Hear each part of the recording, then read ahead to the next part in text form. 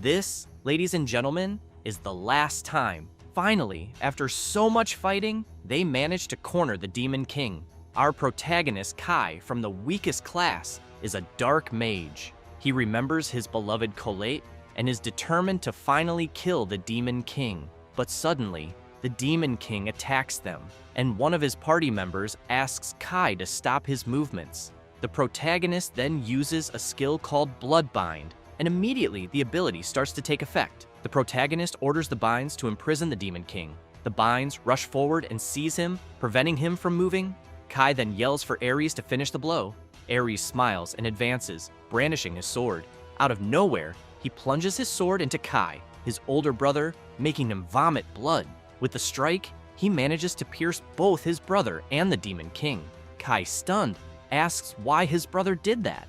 The protagonist falls to the ground, nearly lifeless, while his brother lets out a malicious laugh and shouts that he managed to kill the Demon King, and, with that, has become the true hero. Kai turns with great difficulty and asks again why his brother did that. Ares, a stronger class hero, retorts, asking why Kai is surprised. He continues to smile uncontrollably and says that having a shitty dark mage for an older brother was disgraceful, emphasizing that Kai was too presumptuous to try to steal his glory. Johann, a high-class saint, also comments that having an evil dark mage as a companion in the best classes, even if it was a trial sent by God, was still too absurd. Kai, fallen and unable to do anything, asks what they're talking about and emphasizes that he always used his dark magic to help them. The redhead, hearing this, laughs uncontrollably. Her name is Elsa, an arcane swordswoman of ultra-rare class. She points out that Kai was really damn presumptuous and that his class is horrendous. Kai, disappointed, thinks he worked hard for the past 5 years to get there, and now he was just one step away. He begins to remember the past. When they turned 15, everyone receives a special ability from God called a class. That day, Kai received the Dark Mage class, a class specialized in dark magic, hated for having more affinity with demons than with humans, being the weakest among all dark attribute classes. It is known by everyone as a failed class. Elsa, stepping on the protagonist's head, says that despite everything, they would still treat Trash with that class as human, but his share would decrease if he came back alive, so it would be better for him to die already. Ares holds the sword, still stuck in his brother, and cruelly twists it, saying that with that, sweet Colette will be his. The protagonist screams with all the pain and hatred he was feeling. He remembers the past again, when his beloved Colette's father told them that the Dark Mage and Saint classes don't match, so the engagement would be broken off. Colette screamed, saying no, that was an exaggeration, and that she loved Kai. Her father ignored her and ordered her to say goodbye to him, as that would be the last day he would allow them to have contact. She, speechless, passed by the guards, disappointed, and began to remove her bracelet. She gave the bracelet to Kai and asked him to keep it. The two looked at each other, filled with sadness, and still holding Kai's hand, she said her final farewell. Kai felt shattered by it. Colette turned around and said that one day they would meet again, and that was a promise. Returning to the present, Ares continued laughing compulsively. He approached the protagonist and said she asked him to kill him, and so did their father. Their father was the strongest knight of the Sacred Kingdom and trained several fearless heroes. He is the head of the prestigious Austin family. Kai remembered his father saying they didn't need a filthy dark mage in the family, but if he participated in the subjugation of the Demon King, he would allow him to return to the Austin family. Kai, confused, asks about subjugating the Demon King. His father also said he would ensure that Kai rekindled the engagement with his childhood friend, Colette. Shortly after that, Colette was confined to a room in the royal palace and used to cast a large barrier to protect the sacred city. If Kai defeated the Demon King, she would be freed and they would marry, living a happy and peaceful life together. Kai remembers all the effort he put in to restore his father's trust and win Colette back. killing monsters and overcoming all challenges until he finally reached conjuring level 999. And yet, back to the present, his brother sarcastically says it's a shame. The older brother was killed by the Demon King, and the younger brother survived because he was unbeatable. As life fades from his body, Kai concludes that he was just a pawn in the hands of Ares and their father. He curses, unable to accept it all. Ares, holding the sword, says that finally, Kai won't be a bother anymore. He tells his brother to rest easy, as he will take good care of Colette so he can die in peace. The protagonist, trembling, reflects that if he had known this would happen, he would have run away with his beloved far away, without caring about others or common sense. He would have just pursued happiness. Suddenly, he remembers the bracelet and hears his beloved's voice asking him not to die. Kai laments everything, wishing he could have seen Colette one last time. On a sunny day, birds are singing at the window, and a voice appears. Kai, how long are you going to sleep? Suddenly, the protagonist wakes up. He gets up, astonished, wondering what the hell happened. He feels short of breath and starts sweating cold. Noticing that Colette is there, he becomes confused, thinking she should be imprisoned, and wonders what she is doing there. Colette asks what happened, as he looks startled and covered in sweat. The protagonist doesn't answer. He only tries to understand why he is there, and without any injuries. Suddenly, he screams, asking what is going on, and the young woman, with a sweet expression, simply replies, "Good morning, Kai." Completely confused and still sweating cold, Kai looks at his beloved, thinking that something is strange, as she should be in her 20s now, but she looks younger. Colette, with a concerned expression, comments that he's still half asleep and reminds him that today is an important day for them. She asks if he's okay. The protagonist, covering up, apologizes and says he's still a little drowsy. Suddenly, seeing his reflection in the mirror, he is shocked to realize that he too looks younger. The young woman asks him to wake up once and for all, saying with all the excitement that today is the day of the class revelation ceremony, and she's looking forward to it. While Kai remains completely astonished, he asks if the ceremony is really today. Grabbing her shoulders, he asks what year it is, leaving her startled. Getting very close to her, he desperately asks if he is not yet a dark mage, leaving the young woman speechless. The protagonist wonders if this is a dream when suddenly, Colette pushes him back and awkwardly says he was too close. Kai apologizes for that and continues pondering if this is a dream or if he has gone back in time. The protagonist raises his arm and is shocked to realize that he still has the heraldry. Colette is also astonished and asks if that is a heraldry and why he already has a class. Kai reflects that if he really went back to the past, he shouldn't have a heraldry yet, as it's only received after the class revelation ceremony. Out of nowhere, Kai asks to display status, and the status screens open, indicating class, Dark Mage, level 999, skills, none. Kai concludes that his status remained the same as before his death. Suddenly, he notices the message, status locked, second entry. He is left speechless by that. The protagonist thinks that crazy things have been happening one after the other, and that there is only one thing he understands so far. At this very moment, he is in the past. He wonders if this is some kind of magic, but quickly changes his mind, as it's beyond any existing type of magic, and no one could do something like this, not even the Demon King. However, he remembers hearing Colette's voice before losing consciousness. Suddenly, Colette calls him back to reality, asking if he's okay since he seemed lost in thought. She asks again about the heraldry. Suddenly, the bracelet starts to slip off the bed, falling to the floor with a noise. Colette notices and quickly picks it up, saying she thought she had lost it, but it was there the whole time. Kai remembers the bracelet and Colette's words when she gave him the jewel. "I promise we will meet again." Suddenly, Kai gets up, thinking that he finally understands. Looking at his beloved, he deduces that her bracelet held the power of the saint she possesses. He starts laughing to himself, leaving the young woman confused. Out of nowhere, he hugs her, saying it was all her. that now he knows what will happen and he can change the future. Colette, still confused, asks if he is a dark mage. The protagonist doesn't respond, only thinking that he can prevent Colette's imprisonment and her death. Still hugging her, he says that he will never let anyone take her from him again. The young woman widens her eyes, surprised, and asks what he is talking about.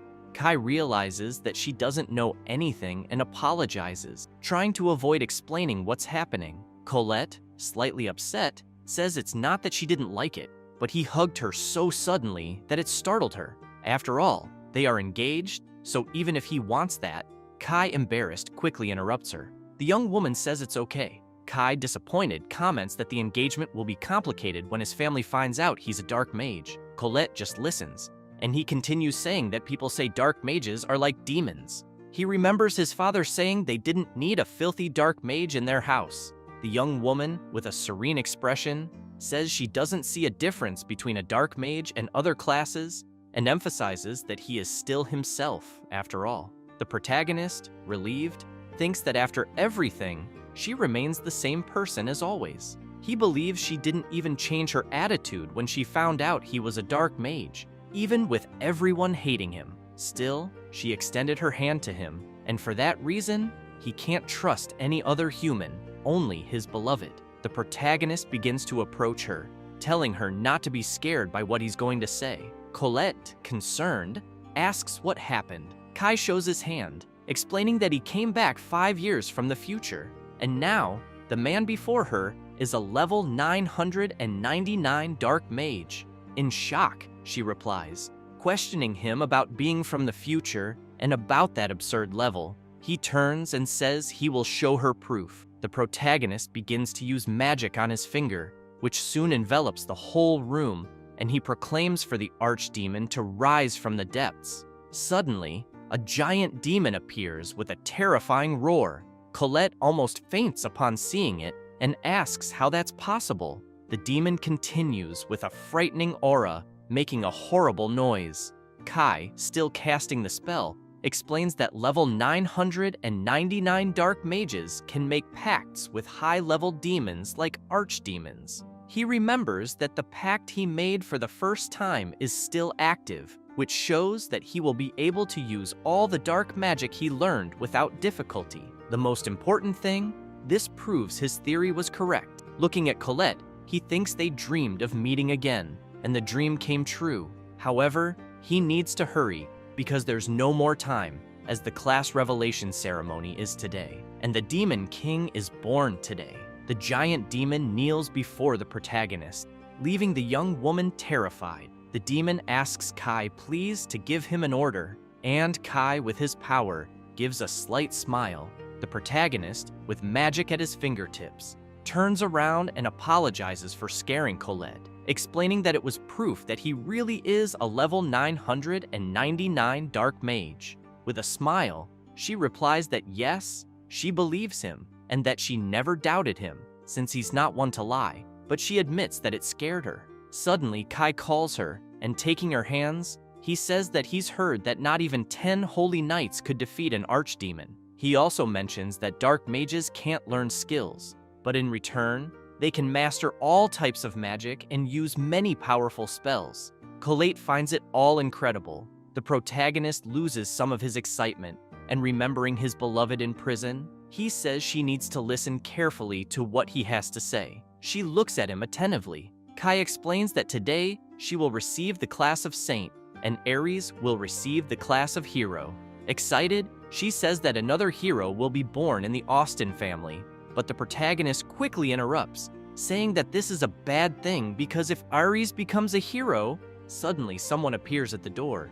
It's Ares himself, asking if his brother called him. The protagonist looks suspiciously at him, and both are shocked. Ares, curious, asks where the archdemon is. Kai and Colette are nervous about the situation, and as Ares approaches, the protagonist quietly asks if the archdemon has already left. He looks at the ground and notices that it's gone, while Colette remains tense. Ares asks what archdemon his brother is talking about, and questions if his brother was talking behind his back. He comments that it's pathetic for a hero candidate to talk about others. Colette, irritated, responds that Kai wasn't talking behind his back. Aries approaches her and whispers in her ear, asking why, instead of staying with Kai, she doesn't stay with him. The protagonist immediately pushes him away from her, shoving him back, and with a serious look, tells him to leave. Aries immediately starts drawing his sword, asking what will happen if he doesn't want to leave. The protagonist doesn't back down and steps forward. He gets close to the portal through which the demon is summoned, and his hand begins trembling, eager to summon it. His brother notices the trembling hand, but unable to see that he is wielding power, comments that he's trembling in fear. The two glare at each other with hatred, while Colette grows nervous about the situation. But suddenly, someone arrives asking for permission to speak. It's a servant, informing Aries that the Duke is calling him. Aries quickly turns around and, sheathing his sword, says he's on his way. The protagonist feels relieved, and Colette remains scared. Kai calls her to leave as well, and the two depart, leaving Aries alone.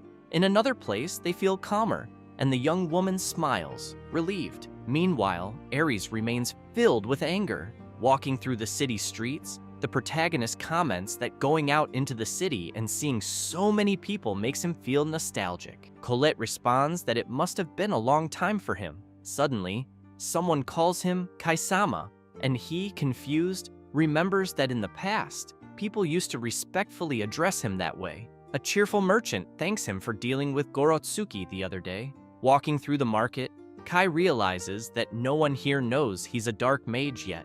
Continuing their walk, the young woman tells him that everyone here likes him because he's always worked hard. She looks at him with admiration. Upon arriving at a park, the protagonist says they need to continue their conversation, and she quickly agrees. He continues by saying that later, at the ceremony, Aries will receive the class of hero, but soon after, he will make a mistake, as all heroes do. And because of Aries, the Demon King Griselda will be born, and in just 3 days, the Sacred Kingdom will fall. Colette can't believe what she's hearing, and the protagonist emphasizes that, to be precise, the kingdom will remain, but half of the people will die, and to protect what remains of the sacred city, a great barrier will be conjured. But to maintain the protection, she will be imprisoned in the royal palace. And on top of all that, he will receive the class of Dark Mage, which will lead to his exile from the Austen family, resulting in their separation. Colette, desperate, says she doesn't want that, emphasizing that she wants to stay with him forever. The protagonist is astonished to hear that, and with a smile on his face, asks if she accepts to go with him, saying they will live together. Colette turns red as a beet, and with a trembling voice, asks if that was a marriage proposal. She runs to hug him, saying she is very happy and that they will be together forever. While embracing her, the protagonist thinks that in his first life, he was very foolish, as he should have done this from the start.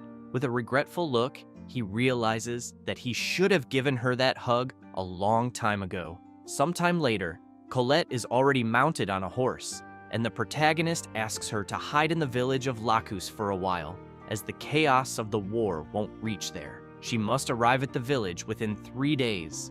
Worried, she asks if he won't go with her. The protagonist bites his lips and says he needs to stop his brother Aries and prevent the birth of the Demon King. Colette says she understands because that's what is expected of her fiancé, always doing his best to protect others. She then departs, waving her hand and saying she'll be waiting for him. Kai, smiling, says he will resolve everything there and soon meet her, and closing his eyes, he says it's a promise. But he thinks that, in truth, his fiancé is wrong because he isn't doing it for the good of everyone, but for his own good. He will save Griselda from his brother Aries before she becomes the Demon King, and start a relationship with the demons, as their help will be essential to face his future pursuers. After all, he discovered that, in reality, the battle wasn't against the Demon King. He remembers Griselda, the Demon King, furious after finally finding the enemy of her friend Sasha, while the confused hero didn't even know what he had done, leaving Griselda even more enraged. The protagonist reflects that no one would have imagined that the bringer of peace, the hero, would cause the destruction of humanity, and If he manages to save Sasha, Griselda's friend, maybe he can prevent her from becoming the Demon King. With frightening and fully concentrated power, Kai says that now his rebellion against fate will begin. Sometime later, descending a dark staircase, Ares holds a whip in his hand, saying this is the last time he will ask. With her hands chained, a woman spits blood, which was already spreading across the floor. It was Griselda, completely wounded by Ares, who commands her, kill Kai. He looks directly into her eyes and orders again that she kill Kai. The young woman, even in that situation, doesn't back down and insults him, saying she doesn't take orders from filthy scum like him. Ares then whips her once more, saying that apparently she still hasn't learned what happens when she disobeys his orders. Griselda endures the blows firmly, and noticing her shackles, realizes they are for magical restraint. She says that if it weren't for them, Ares would already be dead. Ares begins to approach her again and calmly asks what she's going to do. He looks at her with superiority and steps closer, emphasizing that she is his slave and should know her place. Extremely irritated, he orders her once again to kill Kai at that moment, emphasizing that the prophecy says the hero will arise that day, and it will probably be his bastard brother. Ares remembers Khalit and Kai together, and comments that if Kai truly becomes a hero, Khalit will definitely marry him. Angry, he shouts that it would be absurd, and that he will not allow it, leaving the young woman frightened. He continues, saying that Khalit and the hero class must belong to him. Ares starts explaining that a hero possesses overwhelming fighting power, a light attribute chosen as the strongest by God, and being special is a hero's privilege. He can enter others' homes without permission, steal, break property, and everything classified as a hero's privilege is allowed by law. Enthralled by the idea, he asks if that isn't amazing, emphasizing that no one can oppose the only existence capable of defeating the Demon King. Excited, he continues commenting that if he becomes a hero, he can take any woman he wants. Imagining the women, he salivates, saying he really wants to be the hero. He remembers his brother and shouts that if he kills Kai, he will surely receive the hero class, and that was his last chance. Griselda listens to everything and responds that there is no honor in that, and calls him filthy for only thinking about the women he could get. Enraged, Ares slaps her hard and, humiliating her, asks if she knows why he bought her. Griselda, even in pain, responds, telling him not to underestimate her, for she is a proud vampire with the blood of the Demon King running through her veins, and she will not do what he wants, even if he kills her. Ares insults her again and says he spent all his money on her. Drawing his sword, he says that in that case, he'll do as she prefers. He raises the sword, preparing to strike, and says he's going to kill her while she screams in fear. She closes her eyes, awaiting the blow, as Ares tells her to regret her choice in the afterlife. Suddenly, another girl screams, begging him to stop and pleading for her friend's life, and Griselda, crying, is surprised to see that her friend Sasha had woken up, telling her to stay quiet. Sasha insists that she won't be silent, even if it's an order from Griselda-sama. She continues, saying she'll kill Kai in Griselda's place, so Ares could free her friend. Suddenly, Ares kicks her in the head and, stepping on her, asks if she's sure she'll go in Griselda's place. Mockingly, he says she's just a low-level demon, and Kai is the prodigy of the Austin family. Sasha is terrified upon seeing the sword, and suddenly, he strikes Sasha swiftly, making her scream in pain. Griselda, desperate, cries out for her friend and calls Ares a scoundrel. Ares hears this, surprised, and gives a wicked smile. He grabs Sasha by the chin and, with disdain, asks if that maid is important to her. He starts laughing, making Griselda feel powerless. He continues, saying that demons wanting to act like humans are a joke. Ares places his sword on Sasha's neck and starts commenting that his father used to do this kind of thing a lot. He makes a small cut on the young girl's neck, leaving her friend terrified. Spreading his arms, He says he'll give her one last chance, asking her to say she will obey Arisama's orders and admit that she's trash, but will be a faithful servant of Arisama. Aris emphasizes that she only needs to repeat what he said and asks if, even as a dumb demon, she can manage that. Griselda says that it's too much humiliation, and Aris, still pointing his sword at Sasha's neck, threatens to kill her dear friend. Griselda grits her teeth in distress seeing that. Ares then raises his sword, preparing the blow, but suddenly Griselda begs him to stop, trembling with fear of losing her friend. Sasha, even in that situation, tells Griselda not to worry about her. Griselda, despite this, says she needs her friend and begins to cry. With a trembling, weak voice, she says she will obey Arisama. Sasha is shocked and says she can't humiliate herself like that she must keep her pride. Griselda is moved by hearing that and continues crying. Ares, confused by the dialogue, comments to himself that those two filthy beings are ignoring him. With his sword on his shoulder, he starts talking and, with a cold look, says, "Die!" He grabs his sword and strikes swiftly, but before the blow hits anyone, a loud noise comes from the cell bars. Ares stops his strike and, looking at the cell door, can't believe what he's seeing. A dark magic takes over the entire place, destroying the cell bars. Sasha and Griselda are terrified, looking to see what was happening. Amid the dust, only a silhouette was visible, emanating powerful magic. When the dust settles, Kai appears, looking at Griselda, who was stunned to see him and to notice the mark on his hand. Kai uses his magic and shouts for Ares to stop. Ares, with his sword raised, is confused to see his brother there. Kai then prepares a powerful punch and, with dark magic in his fist, hits Ares violently, sending him flying against the wall and coughing up blood from the impact. Griselda and Sasha are impressed by the blow, while Kai remains serious. He begins to approach, and, when near the girls, says, "Thank God I arrived in time." Ares remains on the ground, almost unconscious from the force of the punch. Griselda, in shock, asks who he is.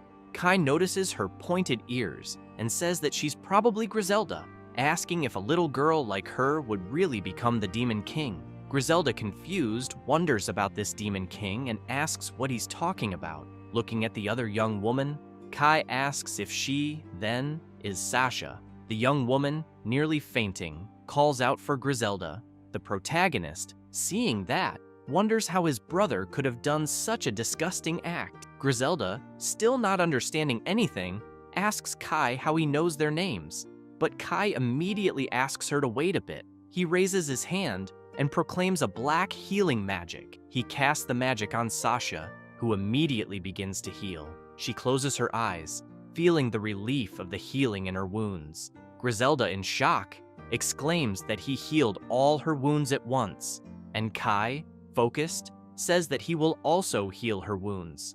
Looking at her, Kai thinks that Griselda has always been his enemy, but the girl in front of him now is not the same Demon King who killed thousands of innocents.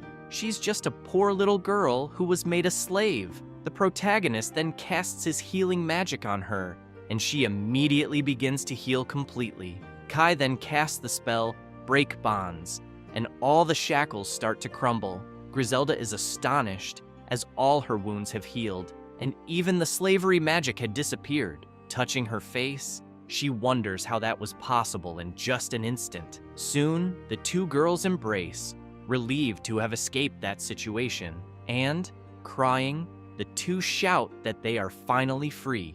Kai watches with relief and thinks that everything is finally okay. Sasha, still very emotional and crying, comments that when her territory was taken by Elsa, the demon hunter, she thought it was the end of everything. Kai hears this and turns, asking about Elsa and if she's a red-haired arcane swordswoman. Griselda, irritated, asks if he knows Elsa, and the protagonist responds that yes, he knows her very well. The two become furious hearing that, and Sasha immediately asks if he is an ally of Elsa. Kai, also irritated, shouts that he most certainly is not. He starts explaining that Elsa invaded demon territory to destroy them with an army of adventurers, and her purpose was always money. She made a fortune kidnapping and selling demons, and since the victims were all demons, humans always supported her. And thanks to her fame and skill, she joined the heroes group at only 17 years old. Kai, still irritated,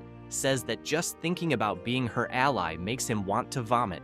Griselda remains suspicious, looking seriously at the protagonist, but says she still has to thank him, as he is her savior and will have her sincere gratitude. She asks for his name, and he promptly says his name is Kai Austin. Griselda says she now understands, so he is Ari's brother. She asks if Kai isn't a hero candidate and why he is helping demons. Kai ignores the question and asks if she would accept a partnership. Griselda is intrigued by the question. Kai, lowering his head and showing the mark on his hand, says there's no place for him in human society anymore. Griselda is astonished to see the mark and points out that it's the black heraldry, affirming that he's a black mage. Sasha says she now understands why he can use black magic, but still suspicious, says it's strange. She recalls all the spells he used and comments that he can cast 2 high-level spells simultaneously, something that can't be achieved at his age. Griselda agrees, saying he's still suspicious, but he did save them. The protagonist, lost in thought, ponders his brother's actions. Sasha, with a suspicious look, calls her friend. Griselda, determined, says it doesn't matter, she trusts him. Sasha then starts telling the protagonist that Ares wanted to kill him to get the hero class. Kai is shocked to hear that, and, looking at Ares, who was still battered from the punch, wonders why he's been trying to kill him all this time. Griselda proudly says that obviously she refused to obey Ares' orders, as true demons wouldn't participate in such filthy acts, and her friend Sasha applauds her for her beautiful words. She laughs, proud of her friend, who gets embarrassed. Griselda continues, saying that if Kai hadn't shown up, she would have lost a very important friend. Kai remembers the Demon King and thinks he'll never forgive his brother and that he has finally found Sasha's enemy. He looks to the side and sees the cheerful girls. Kai realizes he finally understands everything because, in the other timeline, Ares killed Sasha and Griselda fell into despair, developing hatred against humanity, which led her to kill thousands of innocents. Standing in front of his brother, who is now on the verge of unconsciousness, Kai points out that it was all that scoundrel's fault. He looks at his brother, still sleeping like a baby, and begins casting a spell, thinking it's better to kill him now. He remembers the scene of his brother stabbing him in the back and telling him to stop being a nuisance, calling him trash, and laughing as he said he had a useless black mage as an older brother. Kai grows furious, recalling all of that. He also remembers his brother from when they were children, competing with him for Khalid's affection, while she innocently smiled. The protagonist thinks that if he kills Ares like this, his beloved will surely be disappointed. Suddenly, Griselda calls out to him, asking what he's doing. Kai closes his eyes and starts analyzing the situation, leaving Griselda intrigued. The three stand there in front of Ares, and suddenly the protagonist hits his own forehead, invoking a spell which confuses Griselda. Suddenly, a creature forms on the protagonist's forehead, and the creature starts moving, and out of nowhere enters Ares' mouth. Griselda and Sasha are astonished by this, and Sasha screams that the thing went into his mouth. Griselda asks if it was a curse, and the protagonist replies that she hit the nail on the head. Soon, the curse begins to take over Ares, and his face starts changing color. Griselda, curious, asks what kind of curse Kai used. Kai just watches his brother, who remains still, and says it's a curse that will turn his life into a living hell.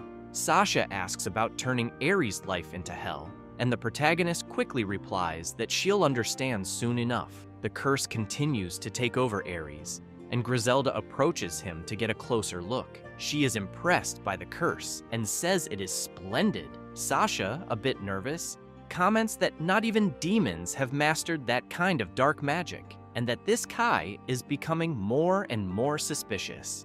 Kai feels a bit awkward and starts sweating, unable to explain himself. Suddenly, he begins to notice the girls, and when he sees Griselda's short dress and the low neckline of Sasha's large chest, he blushes and says they need some clothes.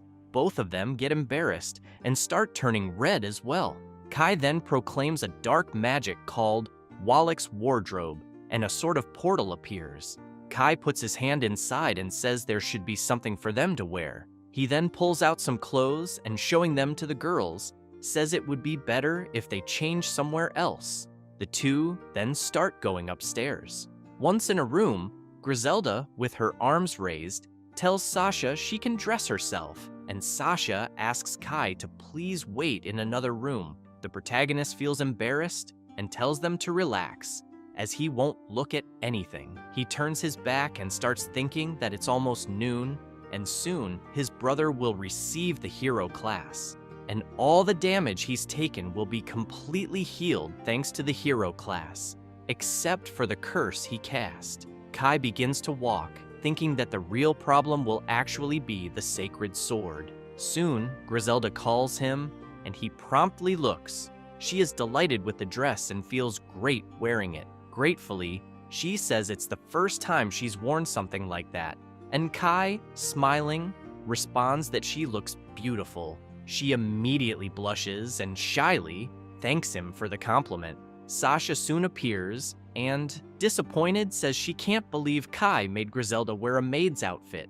Griselda, on the other hand, excited, says that Sasha looks beautiful in the dress too, and Sasha thanks her. The protagonist interrupts the two, asking if they could give him a moment of their attention. They both promptly look at him attentively, and he says he has something he needs to explain to them. They sit down, and after the protagonist explains everything, Griselda is shocked and asks if it's true, all that he said about coming from 5 years in the future, and that she was the Demon King.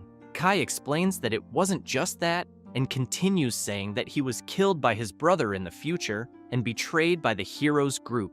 Completely nervous as he recalls it, the protagonist says that's why he doesn't trust the hero or any humans anymore. Sasha, remembering the healing magic she received, says that now she understands why he has those magical abilities.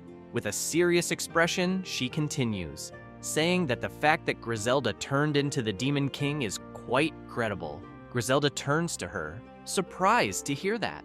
With a confident smile, Griselda says that if Kai were trying to trap them, he probably would have come up with a better lie, and besides, he saved them in the first place. Kai feels embarrassed by this, and Griselda continues, asking what he's going to do now. With determination in his eyes, Kai says that now he will destroy Elsa. Griselda is astonished to hear this, and quickly asks if it's true.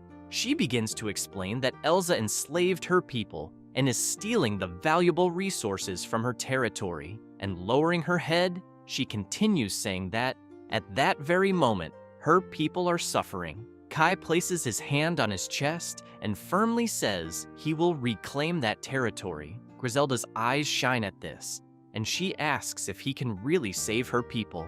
Kai simply nods in agreement. She starts crying with relief and, barely able to speak, says she's so happy because she will be able to honor her late father. Sasha, also crying, agrees with her friend. Kai, with clenched fists, asks if, in return, they can allow him and Khalid to live there, explaining that Khalid is his fiancé. Griselda appears somewhat disappointed and comments that now she understands what he meant when he asked for a partnership, adding that if it's just that, they can live there peacefully. Kai mentions that Khalid will receive the Saint class today. Griselda can't believe what she hears and responds that if he runs off with the Saint, the Sacred Kingdom will send an army after him. Kai retorts that he will handle it alone, and, in the future, if the Sacred Kingdom attacks them, he will... Suddenly, the ground begins to shake intensely. Kai quickly realizes what's happening, and out of nowhere,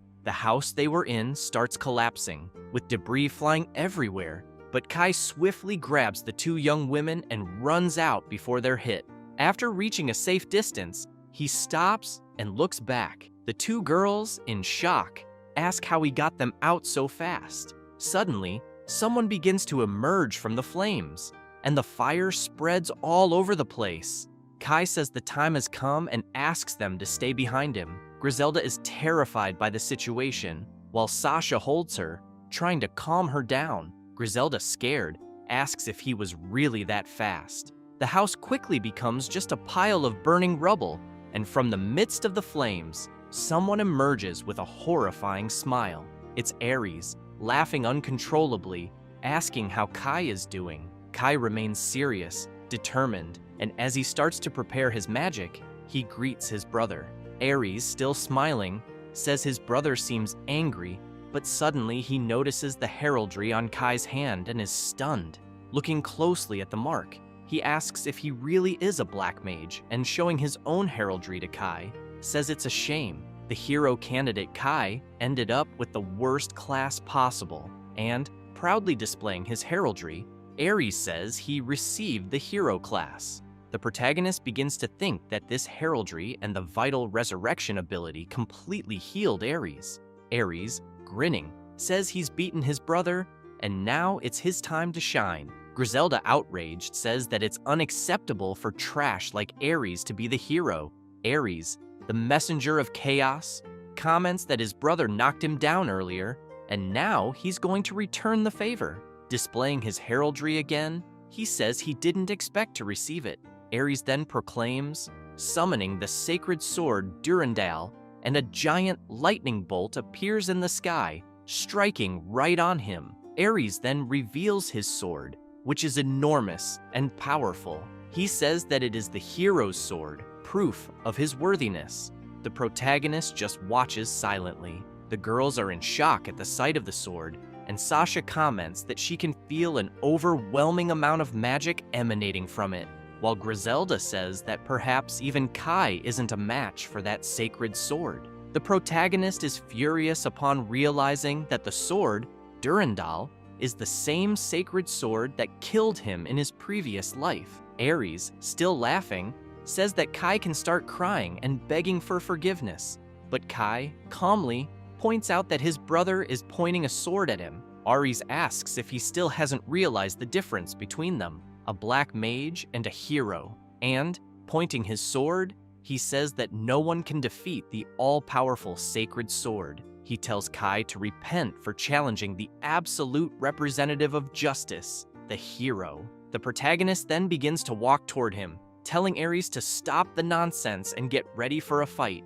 With a fiery look in his eyes, he exclaims that he's going to show Ares what hell really is. Ares is astonished to hear that from a mere dark mage. Kai then looks at him and nods, calling his brother to the fight. Confident, he says he will break that sacred sword that Ares is so proud of, and that when he loses to a dark mage, he won't even be able to show his face in public. Ares wastes no time and exclaims that his brother really wants to die. He advances quickly, sword in hand. He attempts a strike, which is easily dodged by Kai. As he dodges, the protagonist concludes that the sword indeed possesses a lot of magic. Ares continues to attack relentlessly, while the protagonist calmly dodges, thinking that despite all the power of the sword, it is a waste with Ares' weak fencing skills. Ares then stops attacking, exhausted, while the protagonist calmly approaches him. The hero wonders why Kai only dodges and does not counterattack. While reflecting, the protagonist realizes that even though his brother is the hero, in the end, he is still at level 1. Suddenly, the protagonist hears a notification sound, and while dodging another attack, a notification alerts him that he received a hidden class in his past life called Black Star. Kai is dumbfounded by this and wonders what that hidden class is. Suddenly, Ares comes flying to attack Kai, who is distracted reading about his hidden class. The notification says that this is a special class available only to those who mastered the Dark Mage class in a life, and the Black Star class allows him to learn all dark attribute skills. Kai continues to read calmly, while his brother persistently tries to strike. The system says that if Ares commits evil acts, he will earn evil points to exchange for skills. The protagonist then realizes that he needs to be evil to get the skills. Suddenly, another notification appears, congratulating him, which surprises Kai. The system says he committed a wonderful evil act and will receive 1,000 evil points. Kai doesn't understand why he received the points, as he doesn't remember doing anything malicious. The system explains that he helped demons and turned against the hero. Dodging another blow, Kai understands why he received the points and says he's okay with that. The system then announces that it will show the currently available skills to compare. In the skill menu, summoning the demonic sword costs 1,000 points, Deathbearer costs 500, Shadow Clone 300, Dark Mind 100, Wave of Darkness 100 points, Blood Violence also costs 100, and Life Absorption also 100. Kai is amazed at the options and doesn't think twice. He uses the summoning of the demonic sword. The system alerts him that he spent 1,000 points to acquire the skill. Throughout all this, Ares was still trying to hit Kai, and annoyed, he asked the protagonist to look at him. Kai replies that he is too slow, and thus it will be difficult to hit him. Ares, even more irritated, calls him cursed. Suddenly, the mark on Kai's hand begins to emit a dark energy, and he summons the demonic sword, Tilfing, causing the ground to tremble and begin to open. Out of nowhere, a sword emerges from the crack in the ground with an absurd dark energy, leaving Ares in shock. The protagonist picks up the sword and reflects that now he understands why that sword is the favorite of the Demon King Griselda. He remembers that that sword scales the user's attack based on his dark magic, being the perfect weapon for him, who is a dark mage at level 999. Ares, frightened by all that power in front of him, with a trembling voice, asks what evil sword that was. Kai lifts his sword and looks at it closely, realizing it is absorbing his magic. The sword begins to emit a terrifying magic, and the protagonist concludes that this sword is indeed greedy. Griselda and Sasha are in shock watching this, and Griselda says that it is certainly the demonic sword of her father. Ares, scared out of his wits, wonders about that demonic sword. Kai then moves his sword from side to side quickly, leaving Ares even more confused. He, smiling, asks what the protagonist is trying to attack. With just that movement, Kai cut absolutely everything in the path of his sword, and Ares, turning around, notices that everything behind him has been destroyed. Kai, looking at the sword, says he still doesn't know how to control all its strength. Ares, astonished by all that power, begins to scream, asking what that was and what ability it was. The protagonist, looking attentively at the sword, thinks that, in fact, the sword is converting his magic into destructive power. Out of nowhere, Ares, who is scared, begins to laugh, and chuckling, says that Kai had scared him for a moment. He asks if Kai had forgotten the strength of the attributes. He explains that the attribute of the sacred sword is light, and of the demonic sword is darkness, and when a light attribute fights against darkness, its power doubles. Ares then prepares for combat and, pointing his sword, says that there is the proof as the light attribute of his sword, Durandal, is becoming increasingly intense. Kai thinks that the sacred sword is really very powerful. Ares, confident, says he will show his brother the true power of the sacred sword. The sacred sword emits a thunderous energy, shining intensely. Kai is not intimidated and calls his brother to the fight. Ares, furious, yells for his brother to die and launches the attack using the final cut skill. Suddenly, a huge energy begins to move towards the protagonist. Sasha covers her eyes with the intensity of the glow, while Griselda is astonished by the gigantic amount of magical power and asks Kai to dodge it. The energy comes inches from Kai, and only a huge explosion is seen. When the dust settles, only the damage on the ground is seen, leaving Sasha and Griselda apprehensive about Kai. Ares sighs in relief and starts to laugh, saying that not even a piece of his brother remains to tell the story. He continues saying that from today on, this will be his era and everything will be his. Money, status, honor, and everything else. Licking his lips, he says that the women will also be his, including the wonderful Colette. Griselda falls to her knees, shaken, saying that Kai cannot have died like that. Ares looks at her and says that, by the way, they should be running at that moment. Sasha also kneels and hugs her friend, while Aries says that now it's their turn. Suddenly, Kai appears out of nowhere, thinking he was waiting for that moment. With blood in his eyes, he asks if his brother really thought he had already won. Aries almost has a heart attack, unable to believe what he is seeing. The protagonist looks at the sword, Duraldal, and reflects that normally a demonic sword wouldn't even scratch the sacred sword. But after using the final cut, the sacred sword temporarily loses its magic. He remembers having witnessed Ares frustrated with the weakness of the sacred sword several times in his past life. Kai then wastes no time and charges, saying that it's time for the hero's sword to disappear from the world. He strikes with great force, contemplating that he must be able to destroy that sword. Ares manages to block the strike, but with the impact, his sword begins to crack and breaks. Ares, flying with the impact of the blow, wonders how that was possible. He then falls to the ground so hard that he spits blood with the blow. Kai takes a deep breath and says that now he understands why it is called a demonic sword, as the amount of magic it consumes is absurd, and with that, he can only use it for a maximum of 15 minutes.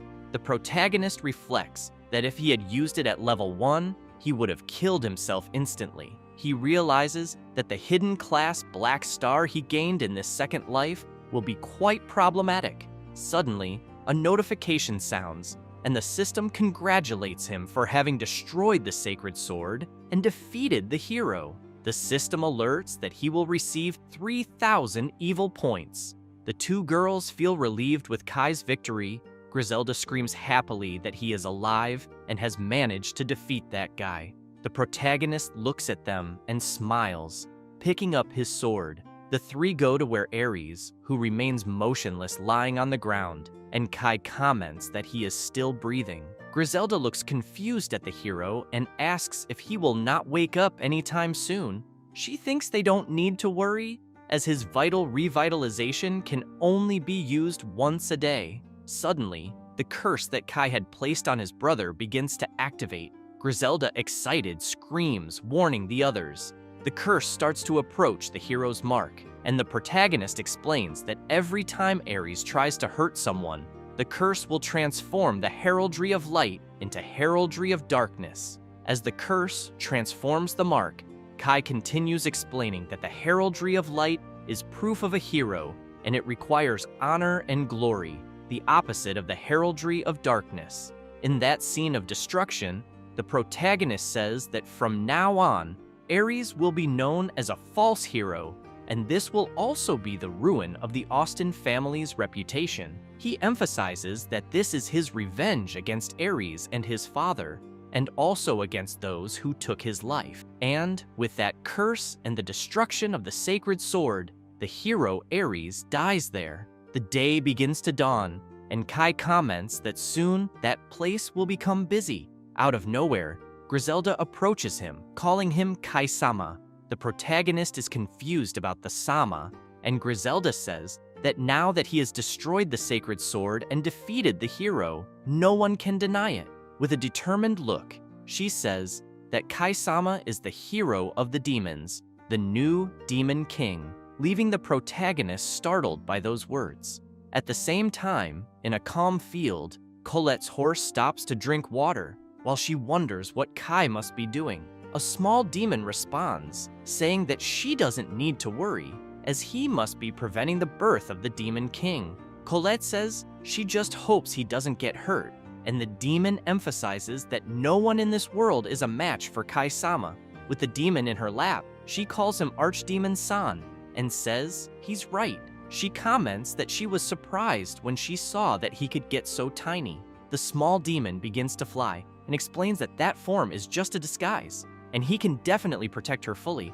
Colette, enchanted, says that his wings are very cute. San suddenly notices people coming down the road, and says that they are the holy knights from the capital, so they must hide. Colette asks why, and the demon explains that upon noticing that the most powerful saint has disappeared, they must have sent knights to look for her. Concerned, she says she understands. Colette lowers her head, asking in her thoughts for Kai to hurry. Meanwhile, Griselda was calling Kai the Demon King, which leaves him speechless.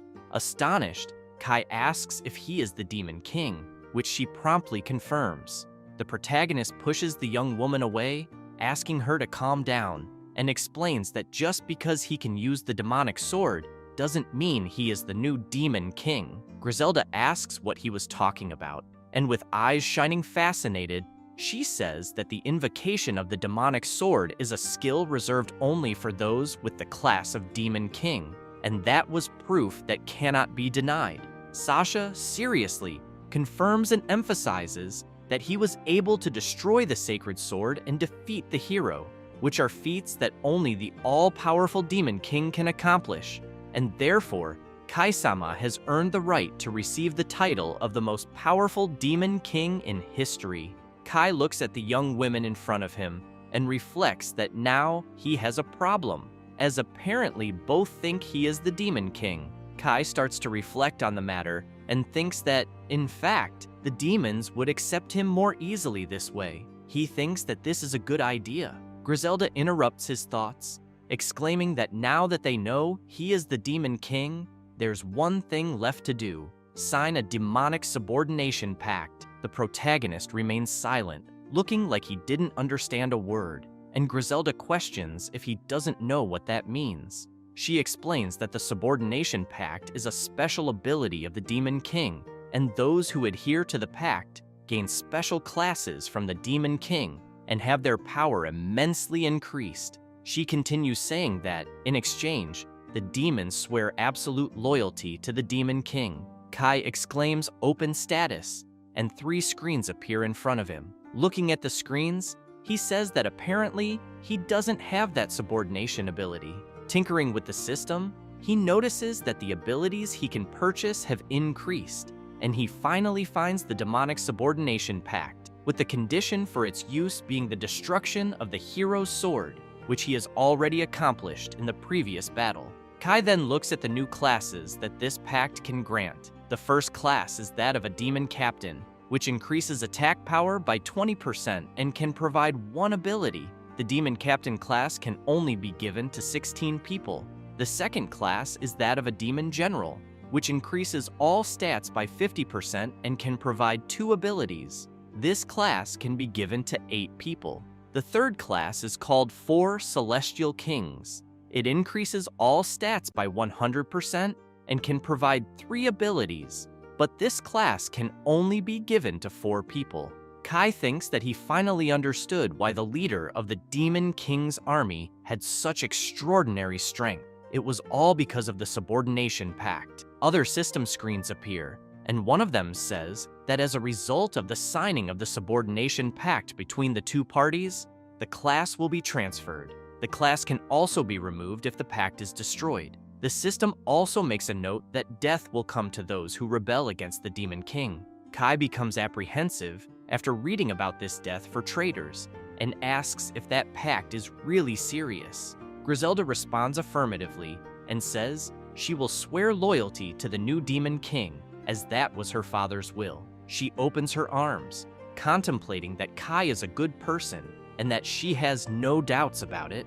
Kai closes his eyes, saying he understands. Determined, he asks if they agree. The 2 young women kneel, saying it would be an honor. Kai then makes the pact and, showing the symbol of the general class, tells Sasha that he will give her that class. Sasha becomes apprehensive and asks if he is sure. Griselda promptly touches her shoulder, saying that this is good. She explains that demon generals are not chosen just for their battle power, but also for loyalty, making it perfect for her. Sasha, however, is unsure about this and remains tense. The protagonist then asks if she accepts. She closes her eyes and, firmly, pleads for Kai-sama to grant her the glory of being a demon general, and she will give him her absolute loyalty.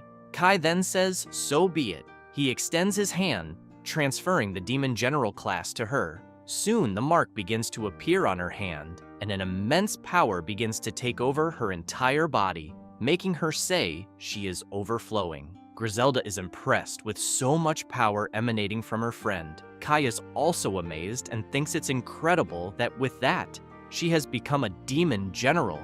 Griselda, with a determined look, asks the protagonist to also give her strength to protect the demons and grant her the glorious Celestial King class, swearing loyalty to him. The protagonist looks at the young woman kneeling with that focused gaze and thinks that Griselda is different, for even if he does not give her a class, she certainly has the potential to become a demon king, and he can expect great deeds from her. Looking at his hand, he reflects that he never imagined that he would make a subordination pact with the Demon King one day. He then extends his hand over Griselda's head and proclaims that he gives her the Celestial King class. Suddenly, a terrifyingly huge dark energy forms, visible from afar. Kai and Sasha are stunned watching it, making Kai feel a chill. Griselda's entire body is taken over by an absurd magic, filling the environment with so much power, causing the young woman to tremble.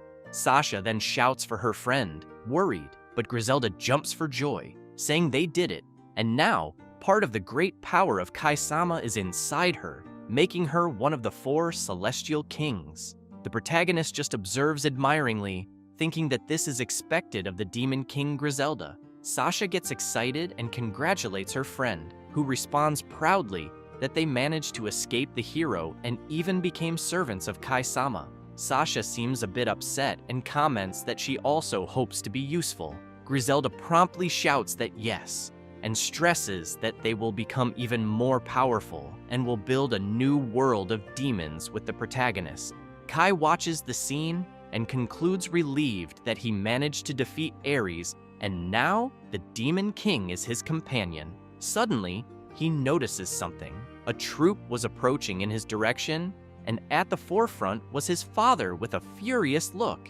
Drawing his sword, he asks his son to explain the whole situation. Completely distraught, he continues asking what Ares is doing on the ground and what he is doing with those demons. Quickly steps forward, and Griselda comments that that man has a firm stance. She asks who he is, and Ares answers that he is the commander of the Order of Holy Knights, his father. Without wasting time, the knights go up to Ares, who is lying on the ground, and one of them checks his breathing, soon affirming that Ares is breathing.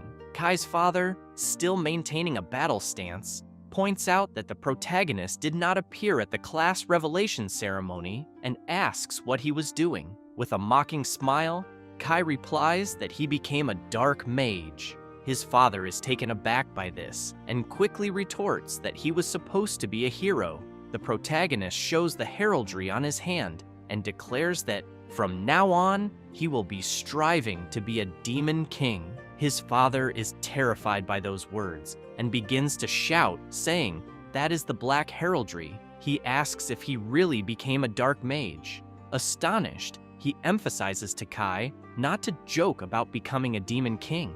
Out of control, he yells, asking if Kai has lost the justice that was in his heart, as he was the pride of the Austin family. The protagonist clenches his fist and, remembering the deeds of his brother Ares, responds that he has witnessed the justice of the Austin family more times than he would like, which includes tortures and threats, in addition to the fact that they hid the birth of the Demon King. Kai remembers the harsh words of his father and continues saying that he had expelled his own son from home and commanded his death, and that is the justice of the Austin family. With determination in his voice, Kai affirms that if that is being just, he prefers to be evil. The patriarch responds that Kai has been corrupted by that filthy class and that he will not escape unpunished. Kai is undaunted and says that his father does not need to worry, as he and the Austin family will no longer be of any use. He then snaps his fingers and exclaims, "Expel." Suddenly, flames appear everywhere behind the knights, leaving them terrified. Geese quickly turns around and sees flames consuming everything around him. He asks what kind of magic this is, and his subordinates inform him that the situation is dire, as the area surrounding the mansion is being ravaged by fire. A citizen yells that the flames are spreading fast and begins to flee, warning that the stable is also ablaze. The man turns to the protagonist and demands to know what the hell he did. Griselda questions Kai about when he prepared all of this, and he explains that he did it while searching for them. He details that he made sure to prepare the fire, ensuring that no one would be trapped by the flames. Suddenly, the system congratulates him for setting his parents' house on fire, commenting that it was a magnificent evil act and rewards him with 500 points. Kai thinks he got lucky, as he hadn't expected that, and concludes that the system aligns well with vengeance. The protagonist then acquires the skill Dark Attribute Reinforcement. With each level up, his dark power will increase by 1%. Kai's father, still furious, asks how he could have done such a thing. Kai promptly responds that the Austin family must be destroyed. With his gaze fixed on his father, he declares that this is his form of justice. Enraged, Geese calls him a bastard and orders his subordinates to kill Kai, saying that this monster is no longer his son. The soldiers, armed with spears, quickly surround Kai. They start attacking the protagonist, who cuts through them as if they were nothing, leaving only a trail behind. He looks back and orders the soldiers to sleep. Suddenly, his father charges at him with hatred in his eyes and sword in hand. He shouts at Kai not to get cocky, as those were just disposable pawns. Kai quickly summons his sword, Thilfing, and challenges his father to a fight. The sword materializes in the protagonist's hand, and the two clash their blades, bravely testing their strength. Geese is astonished by the power of his son's sword, while Kai remains steadfast. Suddenly, his father pulls his sword back, but as he prepares a new strike, he realizes Kai is already poised for another attack. Kai strikes fiercely with his sword, brutally severing his father's arm. The man, in disbelief, screams as he sees his arm fall to the ground. He collapses, while one of his knights runs to him, concerned, holding the commander's sword. Geese wonders if the sword wielded by his son is truly the demon sword, and contemplates that his son has abandoned any trace of humanity. The man then grabs the sword with his other hand and drives it into the ground, attempting to use knightly healing, claiming this skill would restore his arm. However, he soon realizes that the ability has no effect, leaving him terrified. Kai calmly explains that the Eternal Blood skill is a magic that prevents any form of healing. He recalls that it's a high-level magic that only level 850 black mages can learn, and that he cast it the moment he cut his father. He tells his father that not even a saint could heal him. The protagonist looks at his father kneeling on the ground and states that he stopped the bleeding as a final act of mercy. Furious, his father retorts that Kai had just received that class and questions how he could cast such magic. Kai ignores the question and says that a warrior who has lost his dominant arm is as useless as a $3 bill. With a hollow gaze, Kai declares that his father's justice has no more power. Writhing in pain, Geese asks how Kai could do this to his own father. The protagonist recalls when he was forcibly separated from his beloved and the moment of his death in the future, when Ares revealed that his father had ordered his execution. Kai closes his eyes and exclaims that his father ordered his death in the past. Geese, confused, asks what his son is talking about. Suddenly, the system congratulates him again, explaining that Kai had left his father wounded beyond any healing, and for that, he received another 500 points. Meanwhile, Geese looks at his son Ares, who is still lying on the ground, and a wicked smile forms on his face as he thinks he finally understands. And, still gazing at Ares, he realizes that Ares is the hero, not Kai. The man shouts that Ares will surely be blessed with the hero title, as St. Johann's prophecy is absolute. The protagonist merely watches the scene in silence. His father starts to laugh and yells for them to heal Ares, as, together with the hero, they can surely defeat that evil dark mage. A soldier approaches Ares, but, terrified, points to his body. Geese turns around, asking what's wrong, and is completely paralyzed upon noticing that Ares also bears a dark heraldry. He cannot comprehend how this is possible, since Johann's prophecy was supposed to be infallible. The The protagonist, observing this, thinks that his father is partially correct, and that Saint Johann's prophecy indeed did not fail, for Aries received the hero class. However, due to the curse Kai cast on his brother, the light heraldry is being masked by the Dark One. The Prota then reflects that Johann is the greatest threat to his plan. He remembers the prophet saying that having an evil dark mage among the best classes, even if it was a trial sent by God, was still an absurdity. Kai considers that Johann's unique prophecy skill allows him to see fragments of the future every 7 days. Thus, he needs to get rid of the prophet as soon as possible. Kai snaps back to reality and, looking at his father, asks if he will also cast Aries out. He points out that all his father's efforts resulted in demonic classes, and that this marks the end of the esteemed Austen family. Outraged, his father screams that this would never happen, that it could only be a nightmare. On his knees, head bowed, he wonders what will become of the glory of the Austen family now. One of his soldiers asks what they should do with Aries, inquiring if he should cast a recovery spell.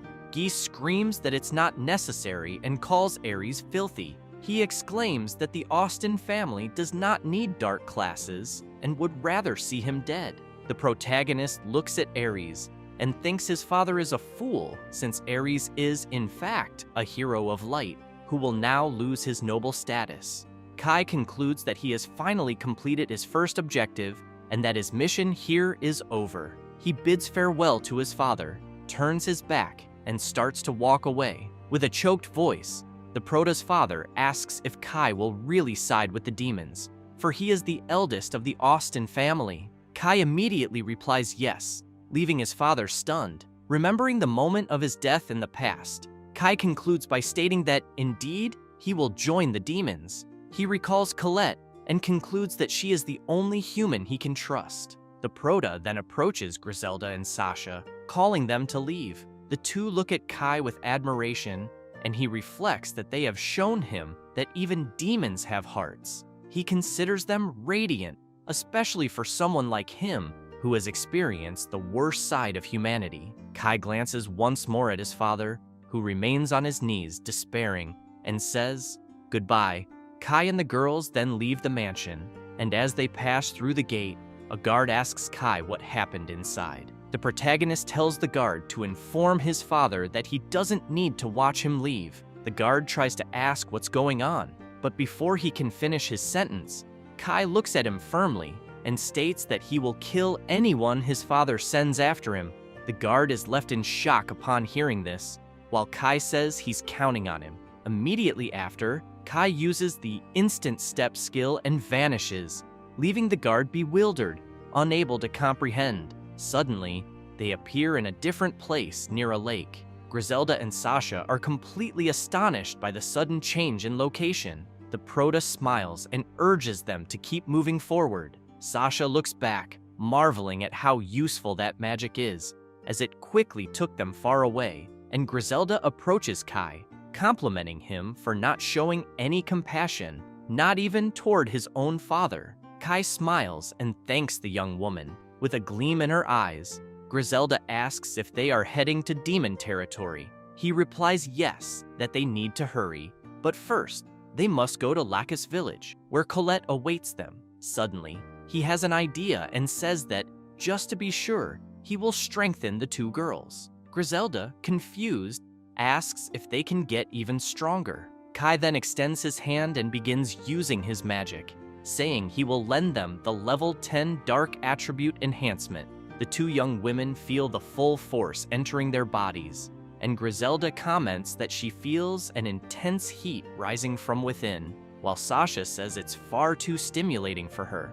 Looking at Griselda, Kai reflects that this is one of the abilities of the Subordination Pact, which allows him to lend abilities to his subordinates. He observes Sasha, who is absorbing the power, and concludes that the abilities he lends do not disappear from his list. Rather, they are being shared. Sasha then collapses to her knees, exhausted, and thanks the Prota, while Griselda can barely stand. Seeing this, Kai apologizes and suggests that they should rest a bit. The two young women were worn out. They sit on fallen tree trunks to catch their breath. Putting his hand in his pocket, Kai wonders if Colette is okay. He then takes out the bracelet and, looking at it, thinks that although this gift is broken, it still emanates powerful magic. Suddenly, he remembers the item analysis skill, which allows the user to see attributes and use any item. This skill costs 500 evil points. He uses the skill on the bracelet, and the information revealed is Time Bracelet, a bracelet that responds to the prayers of those who wish to see their loved ones again. It contains the magic of the Saint of Time. This item has already lost its time control magic, increases the wearer's magical defense by 5%. Kai then understands that, just as he suspected, it was thanks to the bracelet's power that he was granted a second chance. He remembers when Colette gave him the bracelet, and with tears in her eyes, she said they would meet again. The Prota grips the object tightly and thinks that the Austen family and everyone who separated them have been destroyed, and now the future will change. Kai then ponders about the Saint of Time and wonders if Colette has a hidden class, just like him, for she was not just a saint. Regardless, he needs to reunite with Colette as soon as possible. Suddenly, Griselda interrupts his thoughts, asking if there's a problem. Kai responds that everything is fine and that they can move forward cautiously. With determination, he silently asks Colette to wait for him. Elsewhere, a servant reveals information to his superior. The mysterious man thanks him for the information and praises him for his good work. This man is Prophet Johann, who with a wicked smile declares that he has finally found the Saint of Time. Sometime later, in a small village, several people are tied up while the prophet's subordinates interrogate them. Soon, several of them approach a bound man, and seeing a sword approaching, the poor man begins to tremble with fear. Then, Johann says that he has already triangulated the location of the Saint Colette, so there will be no need to interrogate them any further. He thanks everyone in the town for their cooperation. Johann then asks one of his subordinates to use the forgetting magic on them before releasing them, which he promptly agrees to, while the bound men become scared, asking about the forgetting magic. One of them, screaming, says that this magic is dangerous, as he heard it drives people insane. Johann, losing patience, says that the man is quite stubborn, and if he insists on resisting so much, he will make an exception for him. He then orders his subordinates to obliterate the man and asks if anyone else wishes to oppose the forgetting magic, causing all the other men to fall silent.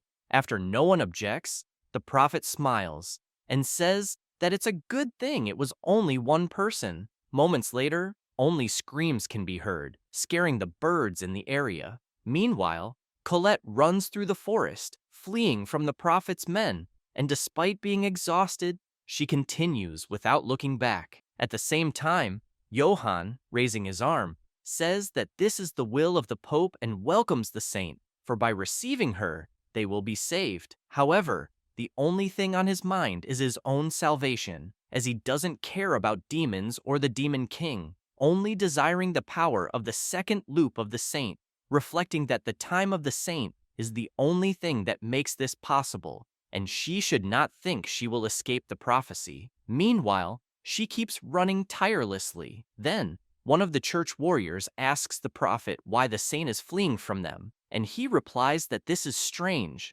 and since it is already night, she may have confused them with thieves. However, he knows that she probably sensed something with the power of the time of the saint. After a while, Colette stops, and looking back, says she won't be able to escape. She quickly sees the warriors approaching, and the archdemon laments not having noticed earlier. Realizing there is no other way out, Colette says it's fine, and she is sure he will understand if they talk. Not long after, the prophet approaches. Reverently, he says, "It's a pleasure to meet her." He then looks closely and notices the mark on the saint's hand, concluding that it is indeed true. The time of the saint is real. She then asks why he prepared such an extravagant reception, and he replies that, to be honest, a prophecy informed them that the demon king will be born, and they need to protect her because only she will be able to protect the royal capital with the barrier she has.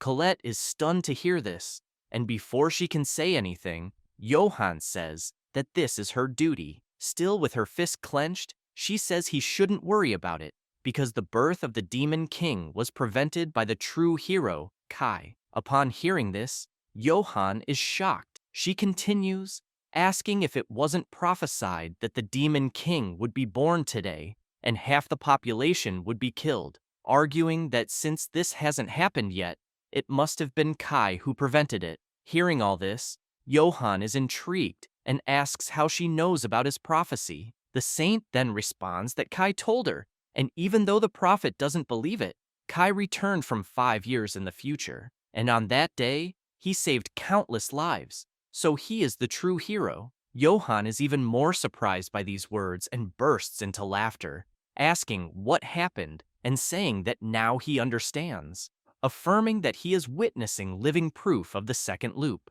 With a malicious look, he asks if the Kai she is talking about is the son of the Austen family, which she confirms.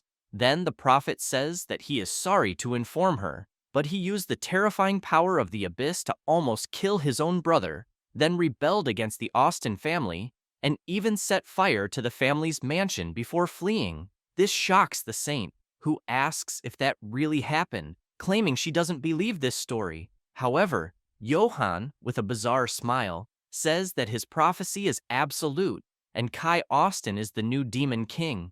With that, he questions whether the saint will really ally herself with the Demon King, and comments that he can see that the saint is losing composure. He then gestures with his hand, and the prophet's warriors quickly advance toward Colette, while he asserts that she has left them no choice but to capture her. Johan reflects that Kai Austen from the second loop is a terrible threat to his plans, but sees that he has a special connection with Colette. So, if he takes the girl hostage, Kai won't be able to act against him, and he might even be able to extract some information. He also reflects that the time of the saint is indeed the key to the second loop, and the day when he will rule sovereign over the world is getting closer. But suddenly, the archdemon, who was previously in acute form, returns to its original form in a terrifying way, making all the warriors stop immediately. Terrified, they watch the beast, and even the prophet is shocked to see that huge demon.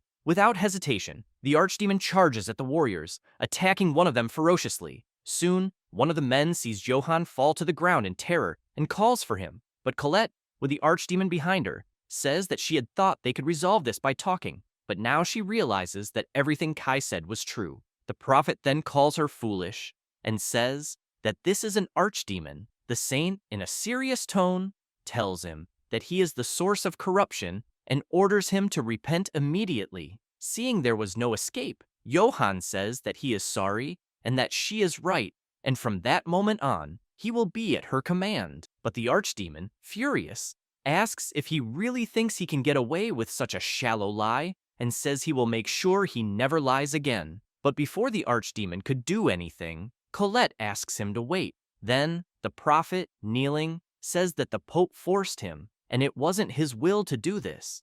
But if no Demon King was born, he now realizes that he has little reason to go after the saint. Colette, hearing all of this, becomes suspicious and asks if he is really telling the truth, and the archdemon, hearing that, tells her to stop. However, she ignores him and listens to the prophet, who swears by God that he is telling the truth. With that, she asks everyone to drop their weapons and surrender, and Johan agrees, but says he has one request first. He claims that her demon injured his men, which she agrees with, saying she will heal them. However, Johan says that she doesn't need to worry because it was their fault. Hearing this, the archdemon remains extremely suspicious, while the saint just watches and says it's fine. Johan then takes a potion and places it in the mouth of one of his subordinates, claiming it's a healing potion. He quickly makes the warrior drink it, and with a smile,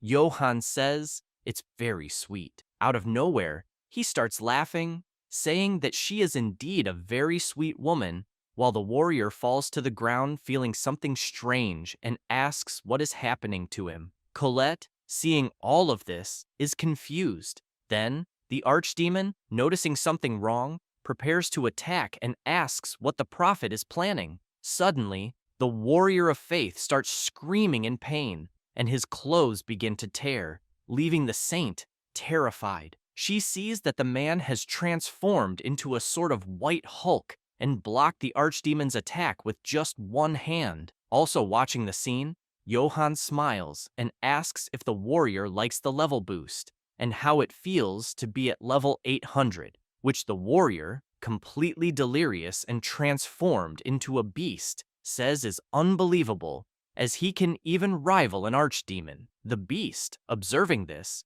comments that he really had a card up his sleeve. Then, it starts preparing magic with its other hand, saying that he should not be underestimated. As the battle intensifies, the prophet notices that the saint is defenseless, so he takes advantage of the moment and starts using magic, saying that now he will need to hurt her to prevent her from escaping. Then, subtly, he uses the miracle of light, holy arrow, attacking Colette, who can do nothing but watch the attack rapidly approaching, and, realizing she won't be able to dodge the holy arrow, she tries to defend herself using her arm. While using the magic, Johann smiles maliciously. However, before she is hit, the archdemon steps in front of the saint and is struck by the magic. Colette, seeing this action, is devastated and worried, while the demon screams in pain from the powerful attack. The prophet's men are also astonished by the scene,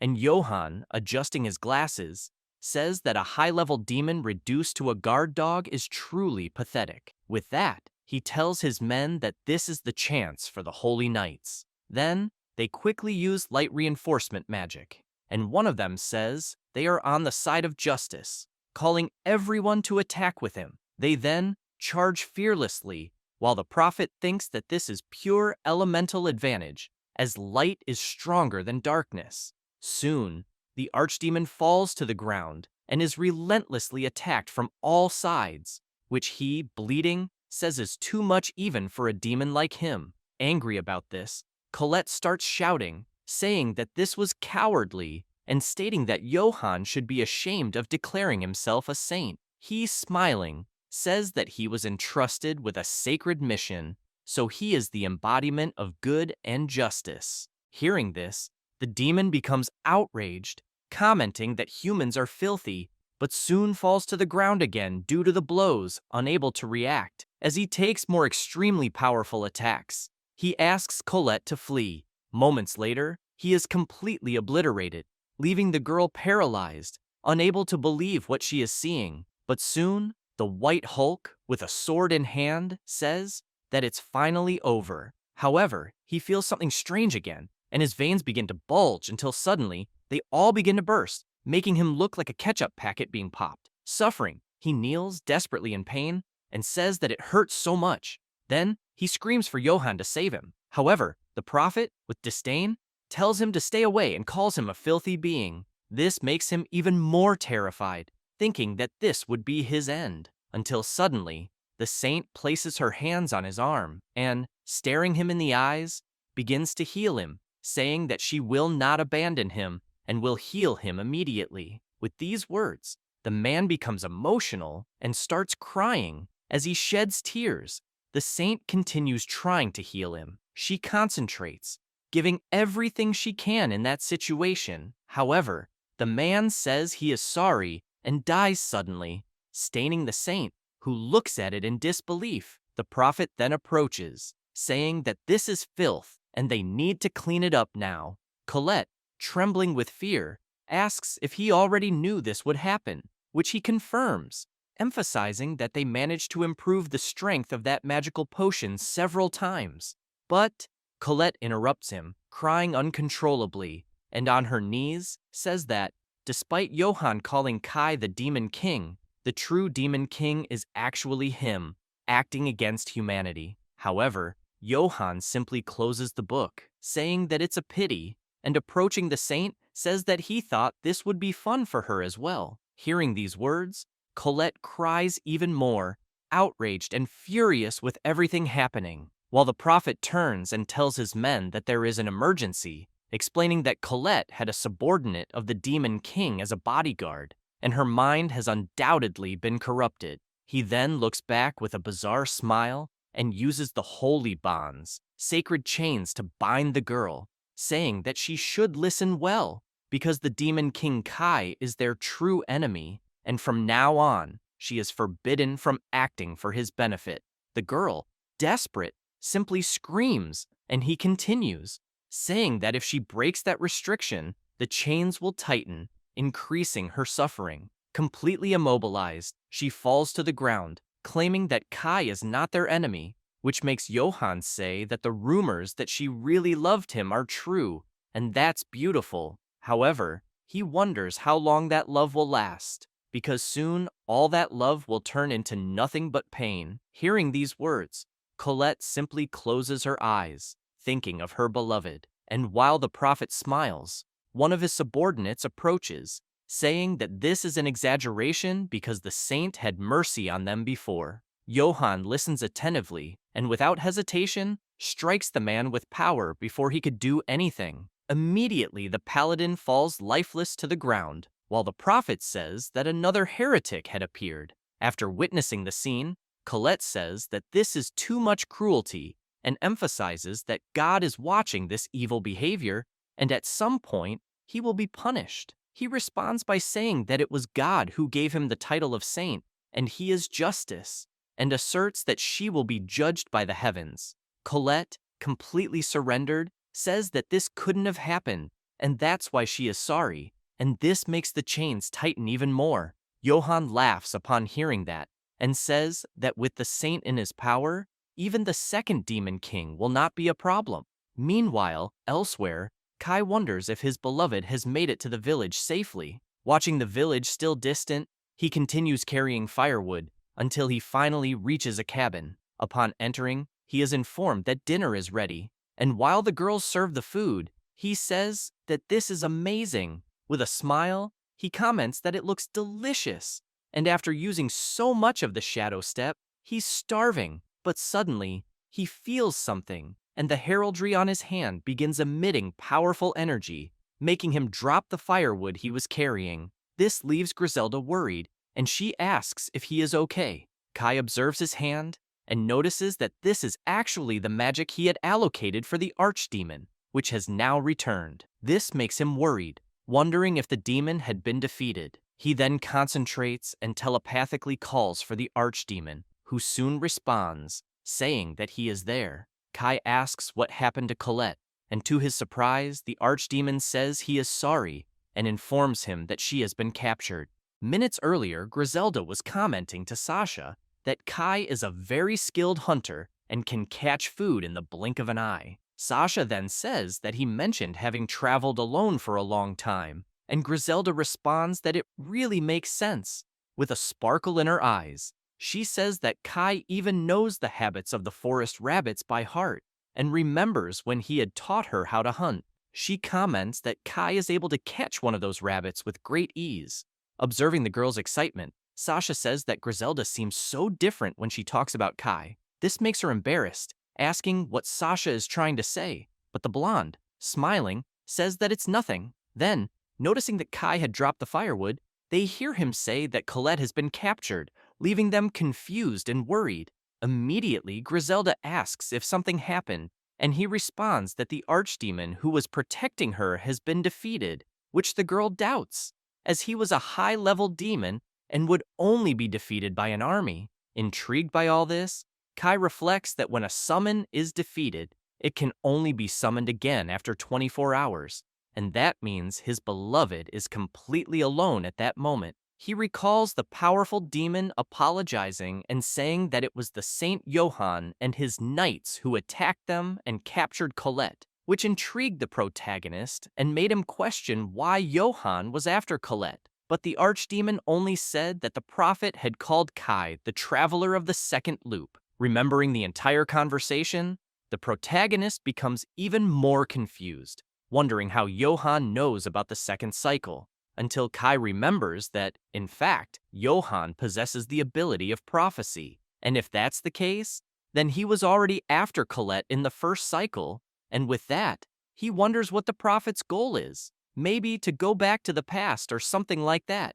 But soon, the archdemon informs the protagonist that Johann said that Kai was the demon king, and then used, without hesitation, the divine chains to bind the saint and strip her of her free will, forcing her to become an enemy of Kai. Shocked by the information, the protagonist reflects on this so-called enslavement magic and tells the demon that he understands everything and now he can rest. He then looks outside, deep in thought, but soon Griselda approaches and asks if he is okay, pointing out that he suddenly became very serious.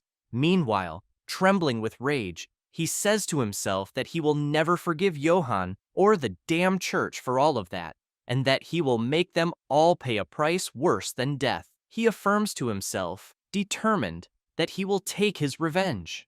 Until, suddenly, someone starts using magic and hits Kai in the back, surprising him. But when he turns around, he sees that it is Griselda, and he asks what the hell she is doing. With a smug smile, she asks if it hurt and says that she is strong too. Hearing that, Kai is completely lost, not understanding what she is trying to say. Then, visibly irritated, she says that he is carrying too much weight on his shoulders and shouldn't forget that she and Sasha are here too, questioning if they are his precious companions or not. The protagonist, still a bit shocked, listens to her saying that the three of them will rescue Colette as a team, and this makes him reflect that in the first cycle, the two were his enemies, Griselda with her army, and Ares, who was supposed to be his ally, and even his whole family, all enemies, and now he has come to understand everything. Kai then, with a smile, thanks the two of them, who immediately smile back, while he wonders if he has finally gained true allies. The protagonist then thinks for a moment and says that soon a powerful barrier will cover the royal capital, and this is a powerful magic that will prevent anyone without permission from passing through. So crossing it will be nearly impossible. Even Griselda, the strongest demon of the future, failed miserably multiple times, which shocks the girl, who says that that is impossible. She then asks what they could do, and the protagonist, in a serious tone, says that they will infiltrate an informant into the capital, leaving both of them even more incredulous. Kai then explains that the barrier is strengthened by sacred artifacts inside the castle, so if they destroy them, the barrier should weaken, and he will take care of that. Sasha then says that they will have to find an informant and asks if anyone will agree to help them, to which Kai doesn't respond, just flashing a smile, leaving Griselda excited, asking if he already has a plan in mind. He confirms and emphasizes that even if they get past the barrier, the three of them still won't be enough. So, first, they will reclaim Griselda's territory, which leaves the girl even more surprised. She then asks about Colette, and the protagonist says that, although he doesn't like the idea of leaving her with them, he needs to make sure they have the strength to save her, and with that, they will certainly have the necessary help. Thoughtfully, Kai tells himself that Johann made the worst mistake of his life because he just created a much worse demon king than Griselda,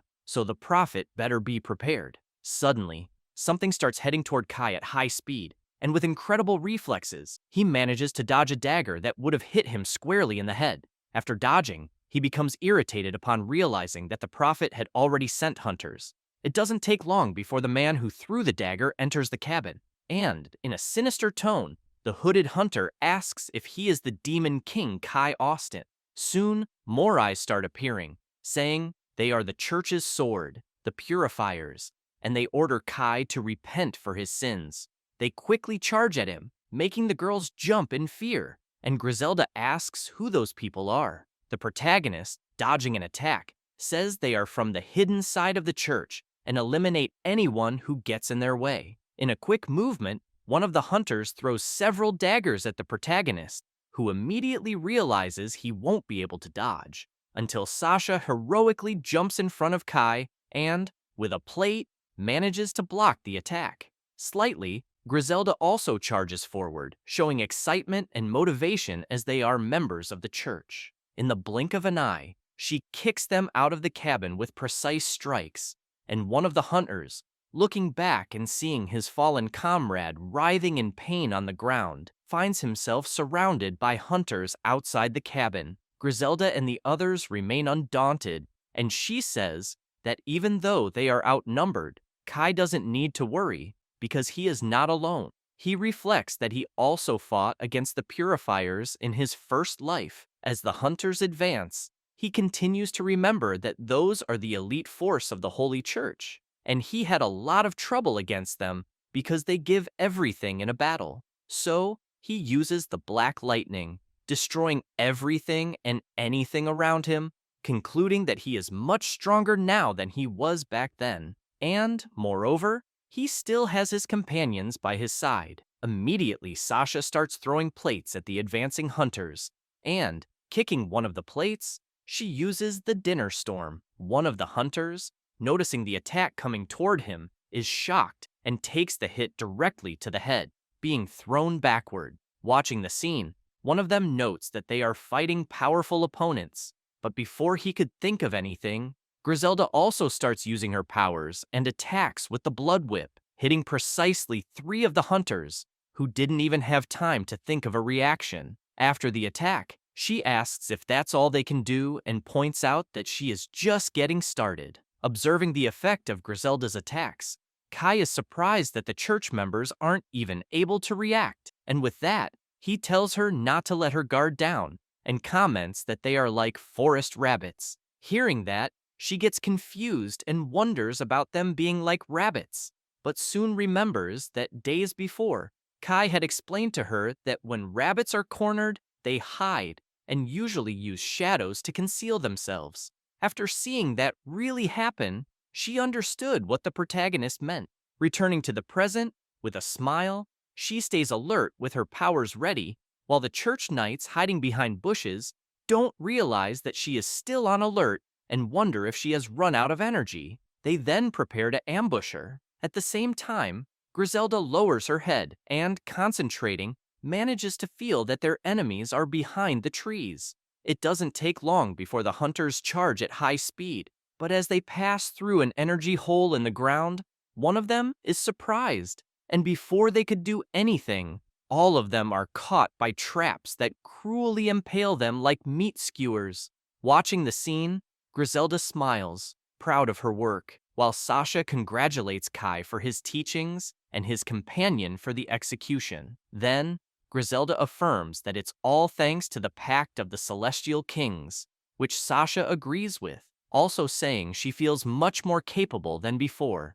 After all the hunters are completely obliterated without much difficulty, Kai tells himself that it helped a little and is surprised that they have come this far, as he apparently underestimated the potential of the girls. Sasha then approaches with one of the warriors and informs that they captured him, asking what they should do with him. The protagonist says that this is perfect. He tells the man that he was waiting for them to come after him, but didn't expect them to arrive so quickly, and the man, trembling, questions if Kai was already expecting them. The protagonist ignores the question and orders the man to make a pact with him, the new Demon King, and become his familiar. This leaves Griselda completely confused, remembering when Kai made the pact with Sasha. She then asks why Kai would make a pact with someone like him. The protagonist then makes a simple gesture for her to stop and tells the church member that he is not in a position to refuse. But he, reluctant, says he would never do that, asking why a devotee who has lived his whole life for the church would make a pact with the Demon King. The protagonist then turns to Griselda and asks her to transform the poor man into a zombie using her vampiric powers.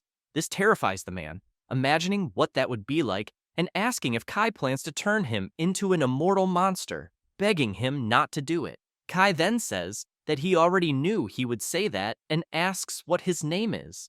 The man then closes his eyes, tense, and answers that his name is Mateo. The protagonist then warns that if Mateo betrays him, he will lose his life, which he responds by saying that he understands and that they should proceed with the pact. With that, Kai says it's fine and begins to make the pact, stating that he will give Mateo the class of Demon Commander. Moments later, the faithful man begins to feel something and says that he feels like he is overflowing with power. Watching the scene, Griselda gets irritated and asks Kai why he is doing this, pointing out that he is a human and, moreover, an enemy. He then, with a smile, says that Mateo has just become their spy and will be sent to the village to infiltrate. Hearing this, Griselda becomes extremely excited, affirming that this plan is brilliant and asking why he didn't explain it earlier. The protagonist then calls for Mateo and says that he will take the following message to Johann. The Demon King has an item that is the key to the second loop, and the Demon King went to the south. With a determined look and without hesitation, Mateo says he understands the message. The protagonist then explains that more spies are needed besides Mateo, because when Johann finds out where he is, the prophet will definitely send more pursuers, and when he defeats them again, he will make a pact with them to infiltrate them. Looking at his own insignia, Kai reflects that it would be much faster if Johann decided to come to him personally, and when the time comes, he will use the spies to break the barrier. Shocked by the plan, Griselda comments that it is incredible, while Sasha says that Kai-sama is truly a natural strategist and has everything to be the strongest demon king of all, because he is both wise and bold. Hearing the praise, Kai becomes embarrassed and asks them to stop exaggerating. Then, suddenly, a notification arrives, congratulating him and informing that he defeated the purifiers and turned one of them into an informant, and for that, he received evil points. The protagonist, pleasantly surprised, asks if that also counted as an evil act, and reflects that if things continue like this, he will end up gaining more than just spies, and might even acquire resources to use in the future, but he needs to rescue Colette as soon as possible. Suddenly, Sasha calls for him, and he asks what's wrong. She then shows him a fallen, wounded being and comments that a demon is hurt. Immediately, Griselda runs to the demon and asks what happened. Desperately, she screams for him to be healed immediately, and the demon, in his last moments, says that the demon territory is lost and they need to flee from them. Griselda then shouts for him to hold on and asks what he is talking about. Intrigued, Kai just watches, shocked, and the demon, almost passing away, says it was Elsa. Sometime later, elsewhere, the protagonist says that they are close to the former demon territory, and since the sun is already setting, they should rest in the village that night. However, he thinks to himself that he will definitely save his beloved and hopes she is okay at that moment. Meanwhile, watching a beautiful blue butterfly, Griselda also thinks about Colette and says that they need to resolve this quickly, while the wounded demon, approaching, greets the three of them. He thanks them deeply for getting him out of that critical state, which makes Griselda say that it was nothing. With determination in her eyes, she says that she will not allow her people to perish, which the demon, bowing, says is admirable. She then asks him to hide until they can retake the demon territory, and the demon, agreeing, emphasizes that their territory is in terrible condition under the command of Elsa and her faction, as they are Machiavellian and use any means necessary to achieve their goals. She then asks him, please, to be careful, while Kai, after thinking that, unlike Ares, Elsa will not be an easy opponent to deal with, says that they need to gather information. Hours later, in a tavern, loud laughter is heard, seemingly mocking demons. Hearing all of this, Kai remains silent, as does Griselda, while they hear someone saying they can crush demons with just one hand. The man, holding his beer mug, comments that invading that place was easy and fun. This catches Kai's attention, who hears the bald man saying that Elsa will finally gain the title of nobility, making the protagonist pay even more attention to the conversation. The scarred guy then comments that this makes them servants of a noble, which will be great. Griselda becomes extremely irritated hearing all of that, but Kai asks her to control herself. Then, everything continues normally in the tavern, and the protagonist says that she doesn't need to worry, because Elsa's reign will be short-lived, and soon they will crush them. He reflects that he needs more information about Elsa's faction, so if they can get a little more from her servants, that would be great. Suddenly, a plate arrives at their table, making Griselda's eyes light up, and she comments that she loves omelets.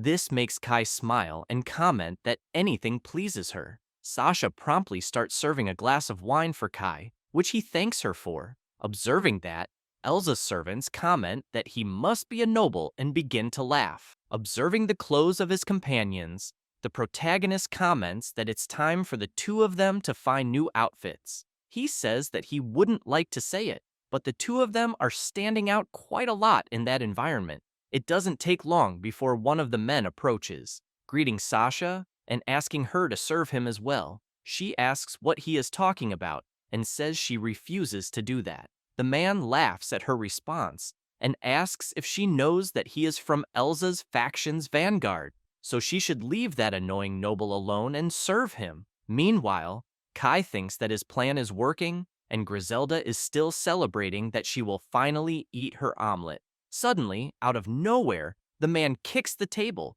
sending everything flying, and asks if Sasha is deaf. Seeing her precious omelet flying, Griselda is paralyzed, unable to believe what she is seeing, while the bald man drinks excitedly at the situation, and others are stunned. Griselda watches the omelet on the floor and, with tears in her eyes, calls the man insolent. However, the man isn't concerned with that and, smiling, calls Griselda a vampire and asks if the blonde girl is her slave. He comments that she seems well-trained and desires to possess her. Kai, observing the situation, steps in front of the man, saying that that's enough. Promptly, the bully observes the protagonist's insignia carefully, raises his bottle, and calls Kai a brat, saying that he is very brave for being just a C-rank black mage. He turns around and comments that it's the class he hates the most, asking if he should eliminate him right there. The protagonist, unfazed,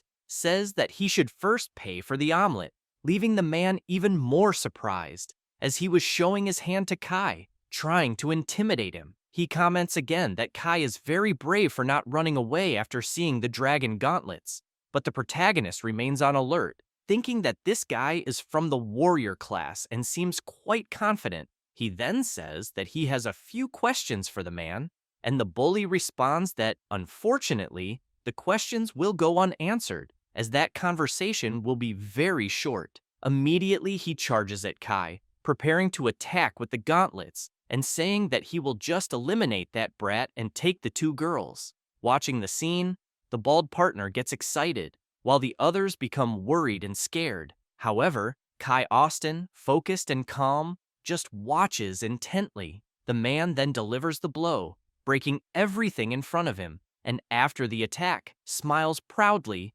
saying that the brat chose the wrong opponent. However, before he could say anything else, he feels an immense pain that makes him bleed from the mouth. It's none other than the power of a punch from the protagonist, which makes the bully fall to his knees, and after a few moments, he falls completely lifeless. After the blow, Kai holds his own fist and asks if he overdid it.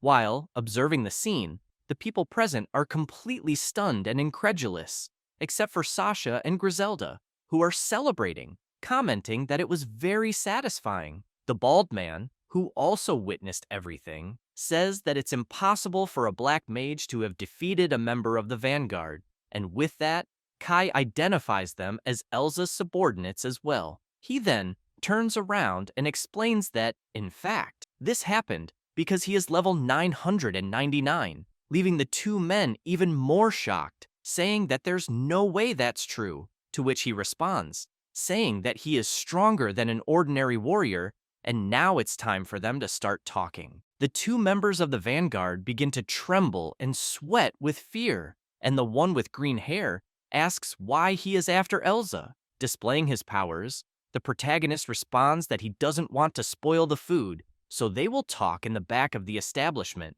and emphasizes that black mages have a vast arsenal for torture. Promptly, the two men, scared out of their minds, say it's fine and that they will tell everything. Outside the tavern, Kai, with his arms crossed, says he understands everything and asks if the economy is doing well, also questioning if they are making money with demon slaves. Hearing this, the two thugs just think that they are completely screwed.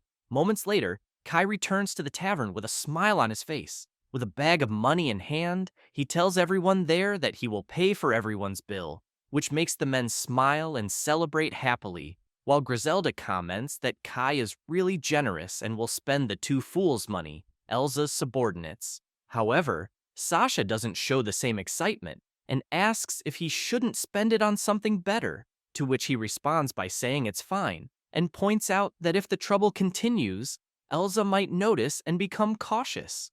And after everyone eats and drinks, he will cast a forgetting spell on everyone there. He also notes that drunk people are more susceptible to that magic. After hearing all of that, Griselda becomes worried and informs the protagonist that the forgetting magic is usually dangerous. While casting the magic at the door, he again reassures her that everything will be fine, as it is a high-level magic and there is no risk, and when everyone sobers up, they will forget about them. Looking at the money on the floor, the vampire then asks what he will do with the leftover money, and he replies that after paying for the damages to the tavern, he thinks it's best to use it to cover the expenses they'll have on the trip. Meanwhile, outside, the bully continues to be oblivious, while the other two cry over the lost money. Inside, Sasha says that this will be fun, while Griselda, once again with her omelet, says that they will buy new clothes afterward. Kai says that's a good idea since they are entering enemy territory and can't look suspicious. As they eat and drink, someone hooded starts to leave the tavern. It's the girl who had been watching everything closely earlier, now showing an interested look. The next morning, the church soldiers are marching tirelessly, their faces blank. Soon, Elsa's two henchmen notice this and wonder what is going on. As they approach the soldiers stop, and the big guy asks why so many holy knights are in that village. Indeed, there were many knights. One of them, probably the leader, shows an image of Kai to the man and asks if he has seen a criminal named Kai Austin. Immediately, Elsa's subordinate recognizes him and, shocked, recalls what happened the previous night. He responds to the soldier that he hasn't seen him and adds that, besides, he ran out of money the day before, but could provide information if he received some change. However, the leader tells his men that Kai wasn't in that village and asks if they should move further south, to which the warriors agree. He then says that the village will no longer be useful. From a distance, Kai watches everything unfold and signals that they have finally arrived. Sasha, also observing, points out that they came with many warriors, and that flag indicates they are holy warriors from the church, estimating that there must be about 300 of them. Watching closely, she states that they are the sacred elite. This makes the protagonist uneasy, commenting that it's exactly as the archdemon had said. He recalls when he instructed Matteo to send the message and notes how quickly they acted after Matteo delivered it. He had asked Matteo to notify Johann that the Demon King holds the key to the second loop, and also remembers the archdemon mentioning that after the hunters were sent, they would also send 300 holy knights. This makes him reflect that, with this many men, the entire church must be mobilized, not just Johann's personal desire. This leaves him even more thoughtful. Suddenly, Griselda tells Kai not to worry, as they will manage to drive them away. Kai is surprised by these words and thinks it's truly reassuring, agreeing with Griselda. However, to himself, he thinks that he has no intention of forgiving the holy knights and letting them go, as the moment they laid a finger on Colette, their fate was sealed in hell. Just recalling this makes him angry, but still, he controls himself and calls for the girls, telling them he has a request, to which they ask what it is. With a serious look and a dark tone, he asks them to completely annihilate all those knights. The girls listen attentively without saying a word. However, Kai asks them to do so without causing any damage to their bodies. Griselda is immediately surprised and asks why, while Sasha, on the other hand, says that if Master Kai is asking, there must be a reason, though, against such a number of elite soldiers, especially with the disadvantage of the light attribute. Kai interrupts her, saying it's fine because they've defeated purifiers under worse conditions in the past, and emphasizes that the two of them are extremely strong. This leaves both of them completely stunned, but soon, Sasha says that she trusts what he is saying, and Kai emphasizes that they should use the best of their attributes. With everything planned, he says they should begin. Focused, he notices the nearby bushes moving and making noise, thinking that those soldiers must be receiving supplements. But it shouldn't be anything serious. After some time, not far from there, the paladin leader comments that the two guys they found really didn't have a scent, and he hadn't thought that chasing the Demon King would be so difficult. However, if they consider the fools to be heretics of God, they can loot at will, which is a great deal. After looking at the two idiots on the ground, the leader notices something ahead, the silhouette of a man. Upon closer inspection, he recognizes Kai Austin. Promptly, he draws his sword and asks if Kai has stopped fleeing, saying that appearing like this in front of them is quite an arrogant gesture. The protagonist ignores him and simply asks if Colette is okay, which infuriates the old man, who starts to say that it's none of his business, and that Colette will live and die for the Holy Church. Hearing these words, Kai says that the old man is done for and that it's enough. Immediately, the church warriors are brutally attacked, many of them at once. The commander, turning around, notices that his men are being taken down without even having time to react. Attacking the men, Sasha moves like the wind, striking them with a smile on her face. She moves like a true ninja, leaving the men paralyzed. Watching the scene, the old man becomes irritated and asks what the hell is going on. The soldiers, terrified by the massacre, only hear the commander telling them to capture the enemies. However, one of them is completely immobilized and being suffocated by magic, leaving the others even more stunned. In the blink of an eye, Griselda eliminates him with a sudden and precise move. The leader can't believe that those men from the church's elite are being wiped out in such a manner, while Kai, mocking, says that apparently he won't need to interfere in this battle. Sasha continues defeating the soldiers, even using knee strikes like John Jones, while Griselda, with her powers, easily controls them, leaving only their bodies on the ground and walking calmly through the battlefield. Before he could do anything, the leader is overpowered by Sasha, who, pointing a knife at him, asks Kai what she should do with him, as he is the last man. Kai, realizing this is the commander, wonders if they should use him instead of just sending him to hell. He looks at the man with a serious expression, making the old man even more terrified, thinking that this is really the end for him. Suddenly, Griselda approaches and says that she has gathered all the knights' bodies, which, despite being lifeless, are in perfect condition. This makes the protagonist smile and say that they did a great job. Hearing this, both girls feel a bit embarrassed and smile proudly. Moments later, while rummaging through the bodies, Griselda finds it strange that these men possess expensive belongings, and Sasha comments that the corruption of the Holy Church seems worse than she thought. Meanwhile, Kai, observing one of the bodies, is pleased that they are intact, because this means he can test a magic.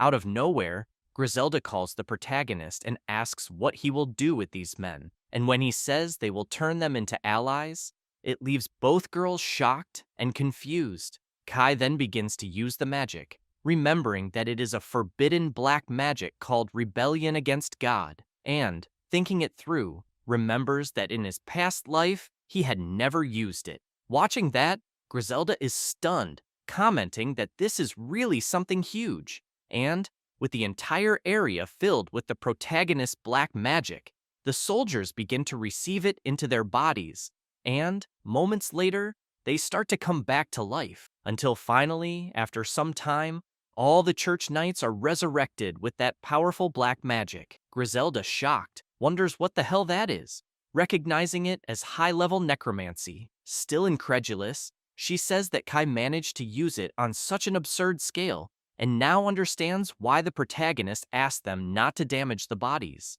Among the soldiers, the commander, also present, is in shock. Then, Kai explains that they have perfectly synchronized command, with courage and bravery in battles, and with the original bodies of elite knights, equipped with high-level heavy armor, they form an unmatched battalion, a true zombie army. Shocked by all of this, the commander says that Kai will never be forgiven by God, which makes Kai reflect for a moment and ask if he is really referring to God, because remembering his beloved, who is trapped in the capital, He says that if God exists, there should be salvation, and if he chose not to extend his hand to a saint, then it is he who cannot be forgiven. These words leave the old man even more shocked, and Kai reflects that to rescue Colette, he will do whatever it takes. He then asks the commander his name, and the man, trembling with fear, can barely speak, prompting Kai to offer him two options.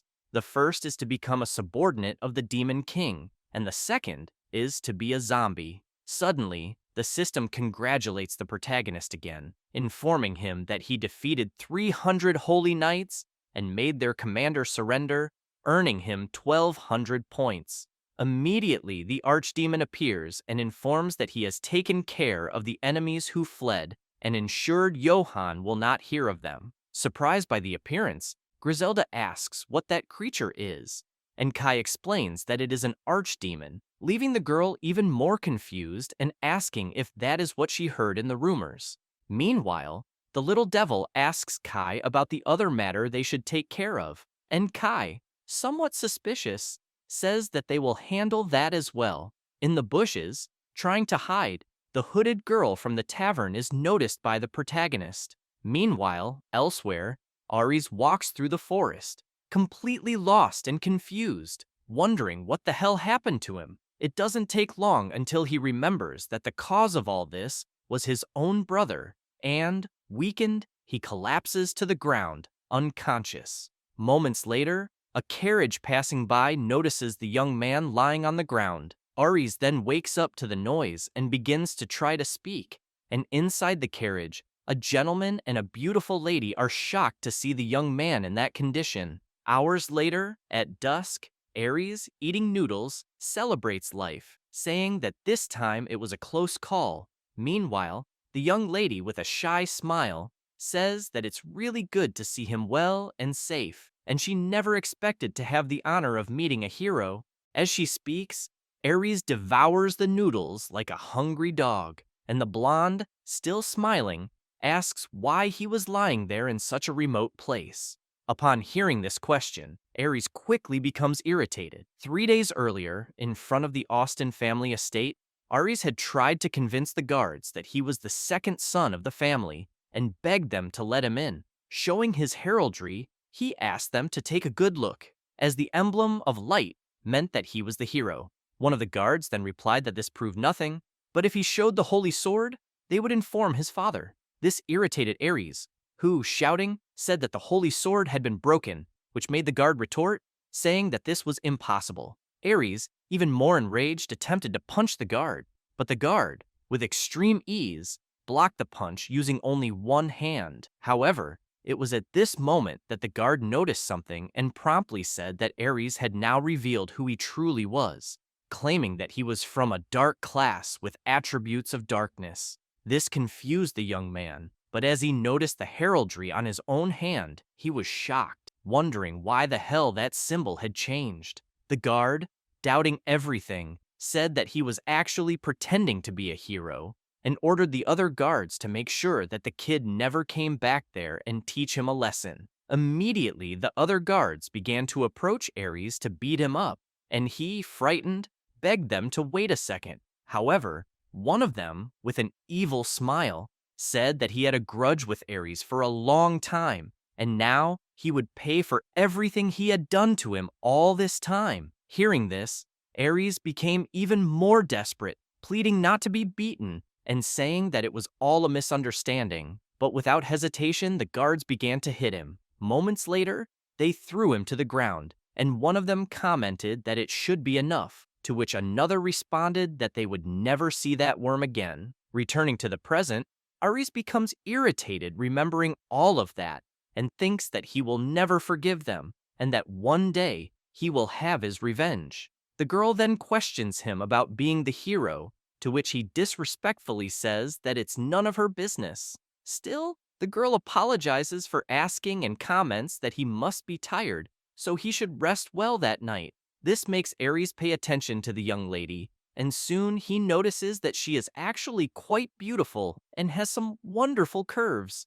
With this in mind, he wonders how far the privileges of being a hero go. Soon, the beautiful young lady interrupts his thoughts, saying that she is tired from the trip and will retire, but Aries could feel free to stay. Hearing this, he gives a mischievous smile and comments that he will certainly feel at home.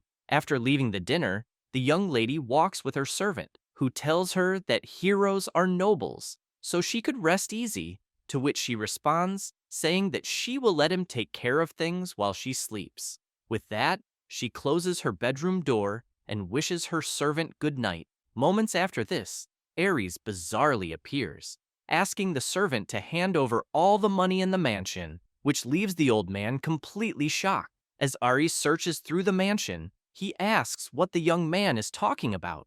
The arrogant young man then tells him to stop stalling and warns that anyone who doesn't cooperate with the hero will be annihilated. This scares the old man even more, who says that this is madness and that what he is doing is robbery. However, Aries argues, saying that the noble lady said he could have whatever he wanted there, which takes the servant by surprise. Observing the heraldry on his hand, the rejected hero notices that the symbol is still glowing, and although he thought it might be a curse, apparently everything is fine now, and as long as he has that heraldry, he can do whatever he wants. With this in mind, he says that now he will truly start feeling like a real hero and orders the servants to bring him women, the most beautiful ones. This irritates the old man, who starts shouting that this is a sick request and that it is impossible for a hero to act like that, so the guards should take him away. Promptly a guard appears, saying he will do it, but as he approaches Aries, he hears the boy telling him to pay close attention. He says that challenging a hero is risky, and if he doesn't want his entire family to be executed, he must obey the orders he receives. This makes the man anxious and unsure of what to do. Then, Aries starts laughing and orders those idiots to bring all the money and all the women available in the mansion. It doesn't take long for them to bring all the money to the ridiculous hero, but upon hearing all the noise, the young lady steps out of her room and asks what is going on. She quickly notices the bags of money on the floor and everyone present. Shocked, she can't believe what she is seeing, as she sees two of her beautiful servants and all the money offered to Aries. Immediately, the old man appears, asking her to please return to her room. However, Aries pushes him away and says that the lady herself is gracing him and that he would like to go to the bathroom with her. This infuriates the young lady, who asks what the hell he is talking about, and he, pointing to the mark on his hand, asks if she is contradicting the hero. However, upon seeing the symbol, the girl says that the symbol doesn't belong to a hero, neither here nor in China. Realizing something is wrong, Aries looks at his own hand, desperate and confused, wondering why the heraldry had transformed into the symbol of darkness again. While he tries to understand what's happening, everyone in the mansion glares at him, completely furious. Before Aries could do anything, the lady orders her guards to capture the idiot, which they promptly do, running after the false hero. Running as if there's no tomorrow, Aries can't understand what happened and keeps saying that he is the hero, the best of all time. Sometime later, in the middle of the night, Aries is again walking through the forest, wounded and with an arrow stuck in his back, commenting that those guards really tried to take his life. Irritated, he says he doesn't understand why that symbol is changing, as he thought it was supposed to be a permanent curse. Seeing a village ahead, he concludes that for now, he needs to leave the Austin territory and regroup, as there are still many people who probably don't know what's going on. Meanwhile, in the village, several people are looking at a poster pinned to the wall. Shocked, they wonder why the second son of the Austin family is being hunted. The poster reads, "Wanted criminal, Aries. A reward will be given for his capture, dead or alive." Meanwhile, elsewhere, Kai is talking to Sasha while the girl hides behind some bushes. Astonished, she comments that those people are very strong, as neither Elsa's subordinates nor the Holy Knights were a match for them. This makes her wonder who those people are. Unaware of a magic approaching, she is taken by surprise by Griselda, who, standing next to her, asks what her objective is. Seeing the threatening magic close to her eye, the girl becomes even more frightened and Griselda asks if she is an agent of the Holy Church, warning her to think carefully about what she will answer. The girl, completely terrified, just closes her eyes and begs Griselda to stop. Then, Kai also asks the vampire to stop, which makes her question him as to why. Kai then explains that apparently, this girl has no ill intentions, and that he had been observing her for some time. This leaves the young girl even more shocked, asking if he really noticed her nearby. The protagonist confirms again, saying he saw her leaving the tavern. He also claims to know that she is a demon. With this, the young girl removes her hood, revealing her rabbit ears, and still says she is shocked that Kai noticed all of that. Griselda is stunned by the whole situation, apologizes for scaring the girl, and takes the opportunity to ask why she was doing that. The purple-haired girl then introduces herself, saying her name is Merle, from the Cat Ear tribe, and asks if they are pursuing Elsa, which Griselda promptly confirms. Merle then lowers her head, and tears begin to fall. She says that she needs to ask them a favor, and Griselda asks what it is. Merle hesitates for a moment, but soon says that her sister and everyone else were captured by Elsa, and she would like them to save them. Kai listens silently as Griselda, intrigued, asks her to explain what happened. Sometime later, walking in a dark place, in the mithril mine on the territory of the former Demon King, several demons are working, while men beat them to make them work more and more. Watching the scene, Griselda is upset to see so many demons being enslaved, and says that this is unforgivable. Kai then asks Merle if she was also a slave there, which she confirms, but points out that she was lucky. She explains that when the mine collapsed, many demons were buried, but she survived the incident, and with that, escaped from Edgar. Listening to the story attentively, Kai asks who Edgar is, and Merle informs him that he is the supervisor there. The protagonist is surprised that there is a supervisor there, and imagines that he must be one of Elsa's high-level subordinates, which makes this Edgar a rather formidable guy. Then he asks if Merle knows anything about him, maybe his fighting style or characteristics of this Edgar. The girl, a little hesitant, informs him that his class is Supreme Mage. This makes Kai nervous, as he knows that it could be a problem, just like Griselda, who also becomes anxious and asks if she really said Supreme Mage, because that will definitely be a problem. Merle just nods in confirmation. With that, Kai reflects that Griselda is right, as a Supreme Mage is one of the strongest of all mages, and underestimating him would be very dangerous, so they need to come up with a plan. Suddenly, Sasha calls out to Kai and informs him that she has returned from the patrol she was doing, and upon seeing her, the protagonist asks if something is wrong, as she looks pale. Indeed, Sasha, whiter than a palm tree, says that she was seen by the enemies and had to use magical energy to fight. The protagonist becomes even more worried upon hearing this, but says that at least she is safe, and remembers that he asked her to patrol because she knows that area well, but consecutive battles would drain anyone's magical power. He then starts interacting with the system, reflecting that he isn't carrying recovery potions because he trusts his own energy reserves too much, and wonders if he had an appropriate skill, it could help.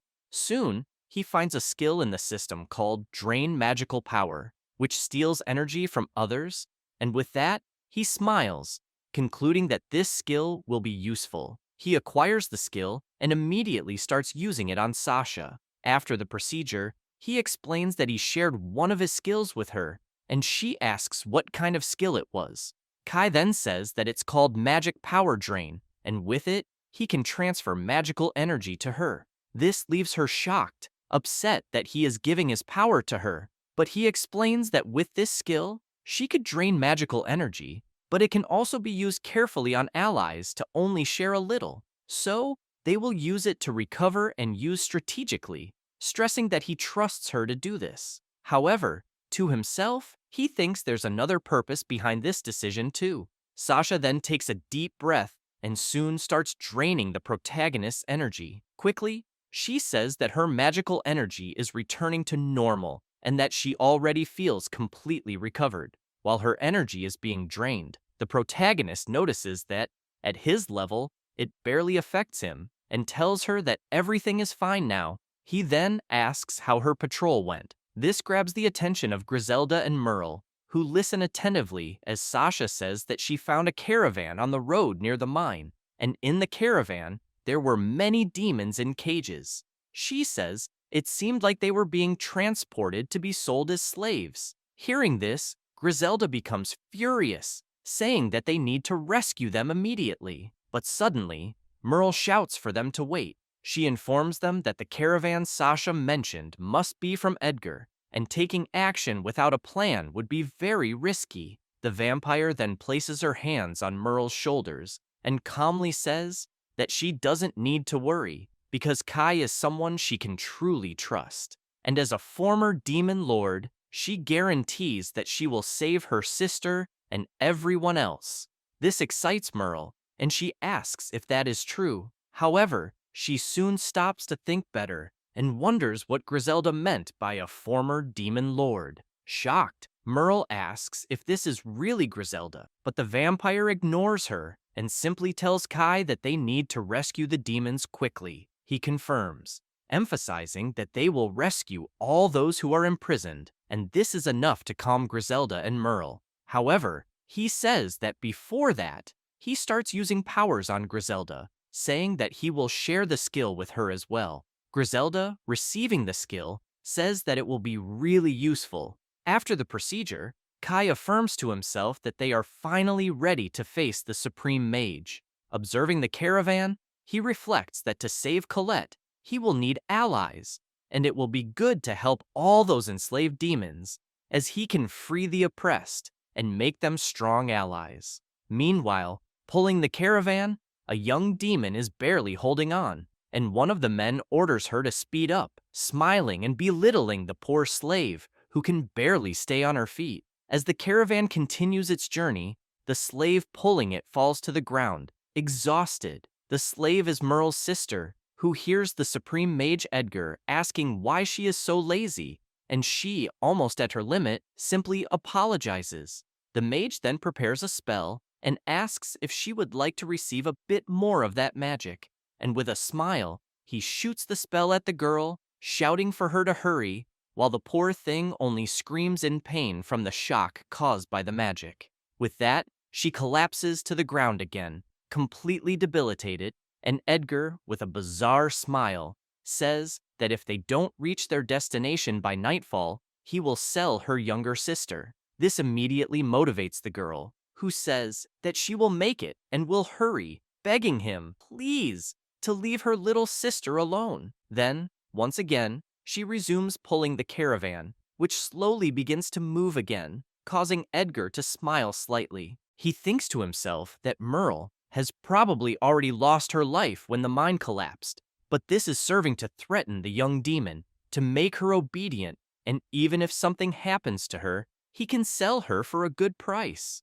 While he laughs to himself, someone inside the caravan asks him to be cautious. He then asks what he's talking about and calls him Walter. Walter then asks if his plan isn't to transport the slave demon safely, pointing out that Elsa is cautious about the supposed demon king, so it's possible they'll encounter him along the way. This irritates Edgar, who tells him to stop talking nonsense, as they are part of Elsa's group, and no one would be stupid enough to cause trouble with them. Edgar also takes the opportunity to mock at the fact that Walter mentioned the Demon King. With that, Walter and the other two men remain silent, just listening, while Edgar continues, explaining that, in addition to everything, they are under the protection of his unbeatable magical barrier, so no one can get near them. Therefore, as guards, they are just backup for backup, and should stay quiet for the rest of the journey. Hearing all of this, Walter gets irritated but says nothing and simply closes his eyes. And so, the journey continues through the barren land, but it doesn't take long for Merle's sister to feel exhausted again and begin breathing heavily. With that, Edgar prepares another spell, threatening her, asking if she wants to be beaten again. However, her magic starts to dissipate slowly, leaving him completely confused.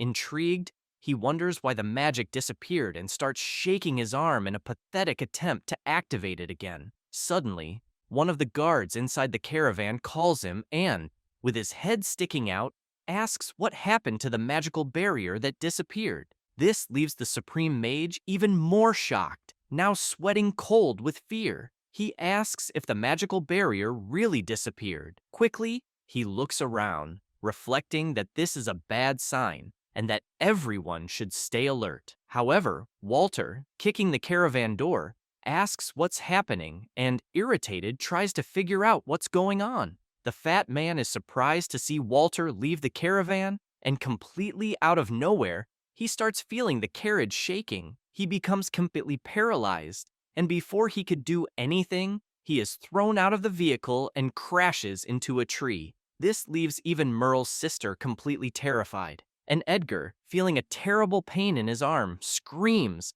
asking what the hell is happening. Immediately, Sasha appears and, lifting the caravan with just one hand, asks if he is the one called Edgar. Seeing the girl practically destroying the caravan with one hand, Edgar begins trembling with fear and asks what kind of absurd strength that is. Questioning if she was the one who attacked the caravan, he reflects that being attacked just when he can't use magic is really bad luck. Soon, one of the guards arrives, saying that something bad happened, warning that all of his magic has been completely drained. Hearing this, the fat man becomes even more terrified, thinking that he is really screwed. And while he says that this would be impossible, since he has a vast reserve of magic, something passes by him at an impressive speed, which almost makes him piss his pants. It's none other than Griselda, who passed by him carrying Merle's sister in her arms. With a smile, she says that apparently everything worked as planned. Seeing the entire scene, the poor demoness is speechless, while Edgar, irritated, wonders what else is coming and why the hell they are taking the slaves. Soon, Kai appears, and in a calm tone says that now they just need to finish this and leave. Meanwhile, Griselda tells Merle's sister that she is safe now. Not understanding any of this, Edgar is surprised to see a young man there as well, and tells the guards to stop them, as he hired them specifically for this. However, one of the guards hesitates and says that despite him saying that, Edgar is incapable of using magic, which makes the mage think that the only one who can fight without using magic is Walter. And so, it doesn't take long for Walter to begin approaching Sasha with a massive sword in hand. He then apologizes and says he will do this just for business. Immediately, he moves and attempts a surprise attack against Sasha, who skillfully manages to dodge. But even so, she acknowledges that this man is indeed very fast. And, looking at him, she notices that, even though he's so fast, he attacks with a lot of force. While Walter, annoyed that his strike was dodged, asks if she will be able to dodge the next one. Immediately, he attacks again, and this time, Sasha seems unprepared. Seeing the scene, Edgar thinks that this time she won't be able to escape the strike, and that's exactly what happens. She just watches her end approaching with Walter's sword. However, in the last second, Kai blocks the attack using his sword with ease, leaving Walter impressed, asking how he managed to do that and who the hell they are. Kai just listens in silence, with the same look my wife gives me when I open another beer. Still impressed, Walter notices that this is a sword of the element of darkness and asks if this kid in front of him could be the Demon King. Immediately, Edgar starts shouting, telling Walter to eliminate the boy quickly and saying that he's way too soft for a knight. But before he could finish, he is pulled by Griselda's magic. She then tells him that it's over and that he should pay. With that, he orders Walter to surrender, which he promptly does, dropping his sword. Kai then turns to Edgar and says that now he will. But before he could finish the sentence, Edgar, desperate, asks him to wait and questions what he wants. He says that Kai can take the slaves if that's what he wants, and that he will do anything Kai asks, begging to be spared. The protagonist then agrees and comments that he has no personal issue with him. However, he will let the slaves decide what to do with Edgar, asking if Edgar is with him or not. The slaves hear everything, silently and with worried expressions. Shocked, he looks at the slaves, saying he's sure they are grateful to him. After all, he took very good care of them.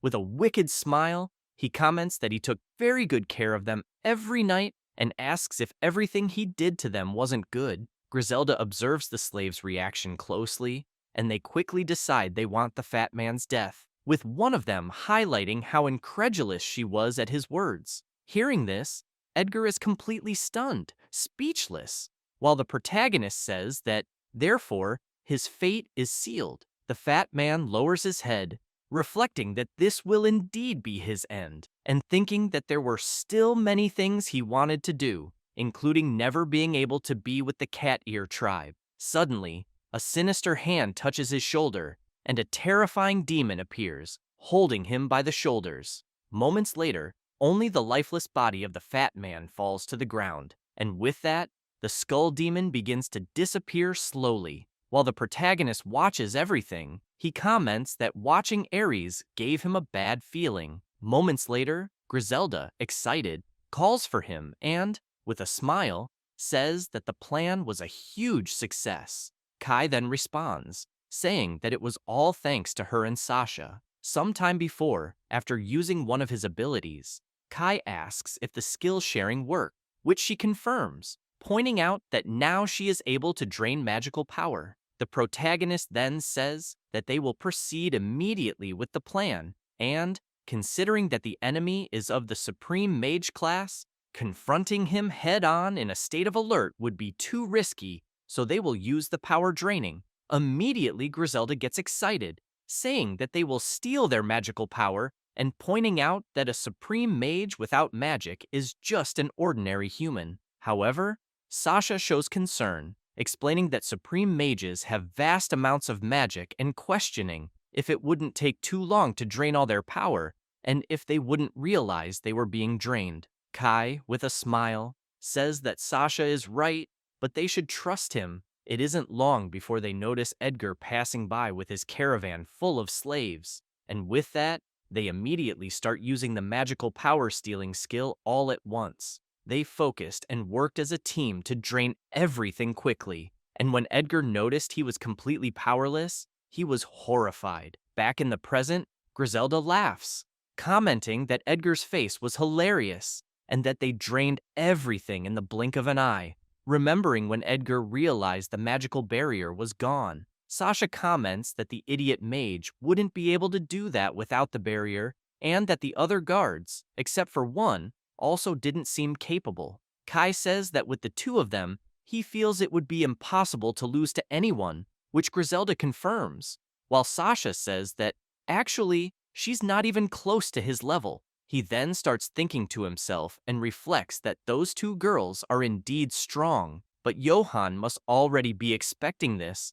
knowing the power of the second loop, and that to defeat him and save Colette, he will need even more strength. Then he looks at the caravan and says that now they can free those demons. With that, they begin to free them. And after some time, all are free, though visibly weakened. Griselda then asks Sasha if everyone was really freed, and Sasha confirms. Observing the slaves' expressions, she comments that they all look exhausted and asks what she should do. Suddenly, one of the tied-up guards asks about the weapons, and the other responds that they took everything, taking the opportunity to ask if his partner couldn't use his thief skills to get them out of those restraints, which he denies, saying he doubts they can escape this situation. This irritates his companion, who says that this means, sooner or later, the two of them will end up eating grass from the roots. Suddenly, Merle appears, asking if it's safe there, and commenting that Kai asked her to stay hidden. And seeing the young demoness, the bandit smiles, thinking he can get something out of that little brat. Moments later, the protagonist begins to use his magic, saying that everyone there needs healing, and immediately starts healing the demons, making them feel the strong healing power taking over them. While using his magic, Kai thinks that he should look for stronger demons than those, but he needs them as allies to help him rescue Colette. Suddenly, Merle starts shouting, saying that she is happy that her three companions are safe, and upon hearing that, her sister quickly recognizes her and calls out, "Happy." However, the bandits, taking advantage of the opportunity, manage to free themselves from the restraints using skills, and promptly, one of them surprises Merle from behind, trying to silence her while she tells her sister that they will soon be together. She looks at the bandit, scared, and fears the worst, just like her sister, who starts sweating cold upon seeing the situation. Immediately, Griselda and Sasha also shout for Merle, upset. Meanwhile, the bandit smiles and says that with a hostage, they have an ace up their sleeve. However, Kai, with his powers already prepared, asks if the bandit is sure of what he is saying. He ignores the question and simply tells the protagonist that if he cares about the life of that young woman, he should let them escape. Meanwhile, the young woman's sister, irritated by that, quickly rushes at the bandit, hitting him and making ketchup spurt from the bully, leaving Griselda proud, celebrating and highlighting that Merle's sister managed to catch them easily. After observing the scene, Kai is also impressed with the swift movements and recognizes that there is more to her than meets the eye. Sasha watches everything in silence, while the bandit reflects on that dormant power, noting that one should never underestimate the cat ear tribe. And Merle, seeing that her sister saved her, sighs in relief and runs to hug her, apologizing and explaining that she came there to save her, but in the end, it was her who saved her. But the young woman says, it's okay, as long as she's safe. Kai then smiles and says that he is happy they could reunite. Then, the one with pointy ears tells the protagonist that she doesn't know how to thank him, and her sister adds, also thanking him from the bottom of her heart. However, Kai says that they should be grateful to Griselda, and she, confused, asks what he means, pointing out that now it's time to show everyone the new Demon King. Hearing this, Kai is shocked for a moment, but quickly says that she's right. The protagonist then asks for everyone's attention and says that according to the teachings of the Holy Church, beings and demons with dark attributes are considered evil, treated as monsters without love. Immediately upon hearing this, everyone is surprised, wondering if it's really true. Then, Kai, opening his arms, continues saying that those who have hearts and who love, in truth, are the ones here. Merle and her sister are also impressed by his words, and he goes on, saying that he will create an ideal nation in the demon realm. The bandit is confused about this nation talk. However, Kai says that this will be where beings with dark attributes and demons can live without discrimination, and that there, he will be the Demon King. Completely shocked, the man asks what the hell he's talking about, while Griselda gets excited. He then concludes, saying that the next step will be to recover the mithril mine. Everyone present starts to get anxious, while Kai says that those who can fight should prepare because they will liberate the demons and recover the nation. Not believing what he's hearing, the bandit starts shaking, shocked, while Sasha says that this is a beautiful prophecy from Kai, and Griselda, absolutely emotional, tells Sasha that she is truly happy. Then, the protagonist looks to the side and tells Walter that it's time to punish him. He then takes a deep breath and says that he won't beg for his life, so Kai can take it quickly, which makes the protagonist say that he is really direct and that it's already decided. Until suddenly, Merle's sister appears, placing herself between Kai and Walter, asking him to wait a little. Then, with a serious look, she asks if Kai could spare that man's life. Surprised, he asks if Melty is really defending Walter, to which she angrily confirms, explaining that he helped them. Melty says that Walter secretly gave food to those who were hungry and even treated the wounds of some, and sometimes even protected them from Edgar's cruelty, and for these reasons, she doesn't see Walter as a bad person. Hearing all this, Kai asks Walter why he, a human, helped demons. Walter then starts reflecting on this, and says that all of this is a pity, leaving the protagonist confused. He then says that it's a pity that demons, just by being born, are discriminated against. Melty gets emotional with these words, still in front of the protagonist, and Walter continues saying that it's ridiculous because no one chooses how they're born, which is disgusting. Shocked, Kai then asks if his class is Black Knight, and he says that a darkness attribute is despised. For someone like him, who was expected to rise in the ranks of the Sacred Knights. It was the worst class.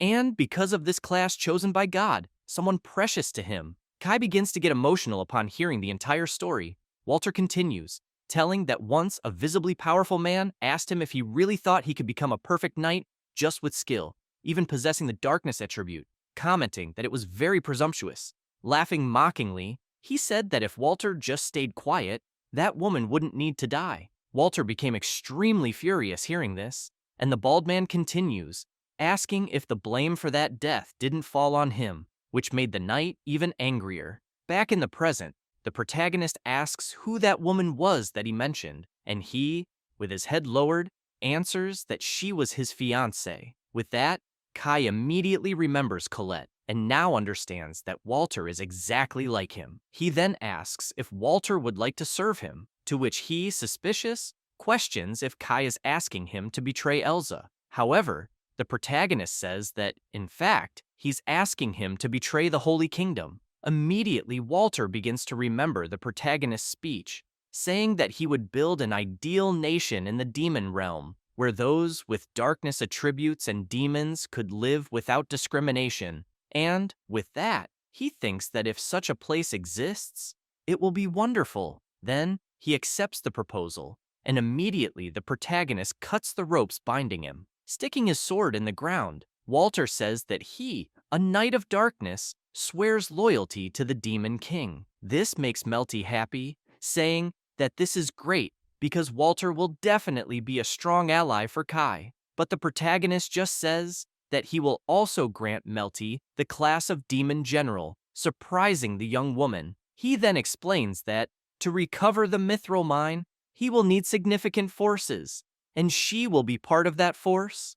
Observing the scene, Sasha begins to get excited, and the protagonist concludes by saying that he will use the subordinate demon contract to amplify Melty's strength. To himself, he thinks that, with the help of those people, the battles in the mine will be more favorable, and since he's already secured his trump card, everything is prepared. Meanwhile, a legion of warriors from the king's church begins to appear, and Melty, excited, says that for those who were rescued and to repay Kai's generosity, she will prove her worth. Kai then notices something that catches his attention, and after promoting Melty and Walter, he asks if they are both ready. Immediately, Melty says that for the lives he saved, they are ready, while Walter, with determination in his eyes, says that a soldier loses his life for those who recognize him, and that his sword belongs to the Demon King. With that, Kai concludes by saying that the contract is made. Sometime later, at the Mithril Mine stronghold, the knights, archers, and spearmen are on alert, and soon a carriage begins to approach the stronghold's gates. Pulling the carriage, Melty is visibly tired, while Walter asks the guards to open the gates because something terrible has happened. Immediately, one of the guards asks someone to open the gates, while another asks Walter what happened. Two of the guards observe attentively, and the one with a mustache orders the gates to be opened. With that, the gates begin to open. Walter and Melty observe carefully, and then begin to enter the stronghold until the head of the guards notices something, and, after observing the caravan carefully, asks them to stop immediately. With that, Kai and Griselda quickly go on high alert, and the head, suspicious, asks where Edgar is. However, Walter does not answer and just closes his eyes and sighs.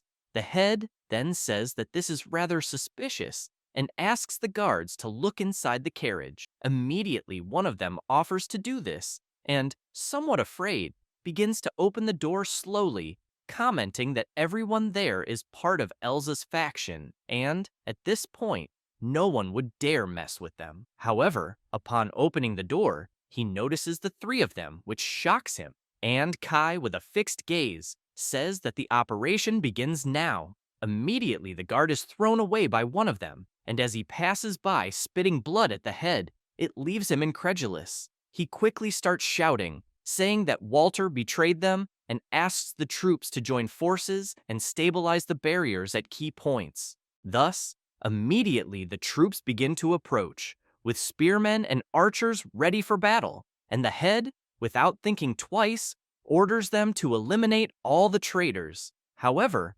Walter, in an absurdly fast movement, passes by him, leaving a deep cut without the commander being able to react, and seconds later, the head falls to the ground, lifeless. The soldiers are shocked, commenting that the captain was defeated in the blink of an eye, and Walter, showing his own insignia, tells the Demon King that he will resolve things there. Kai responds that he trusts him and will let him handle the situation. With that, he begins running alongside Griselda and Melty, with the guards chasing them and saying they must stop them from reaching the prison. But suddenly, appearing out of nowhere, Sasha joins Walter and says she will take care of the rear, which excites him, saying he'll count on her for that.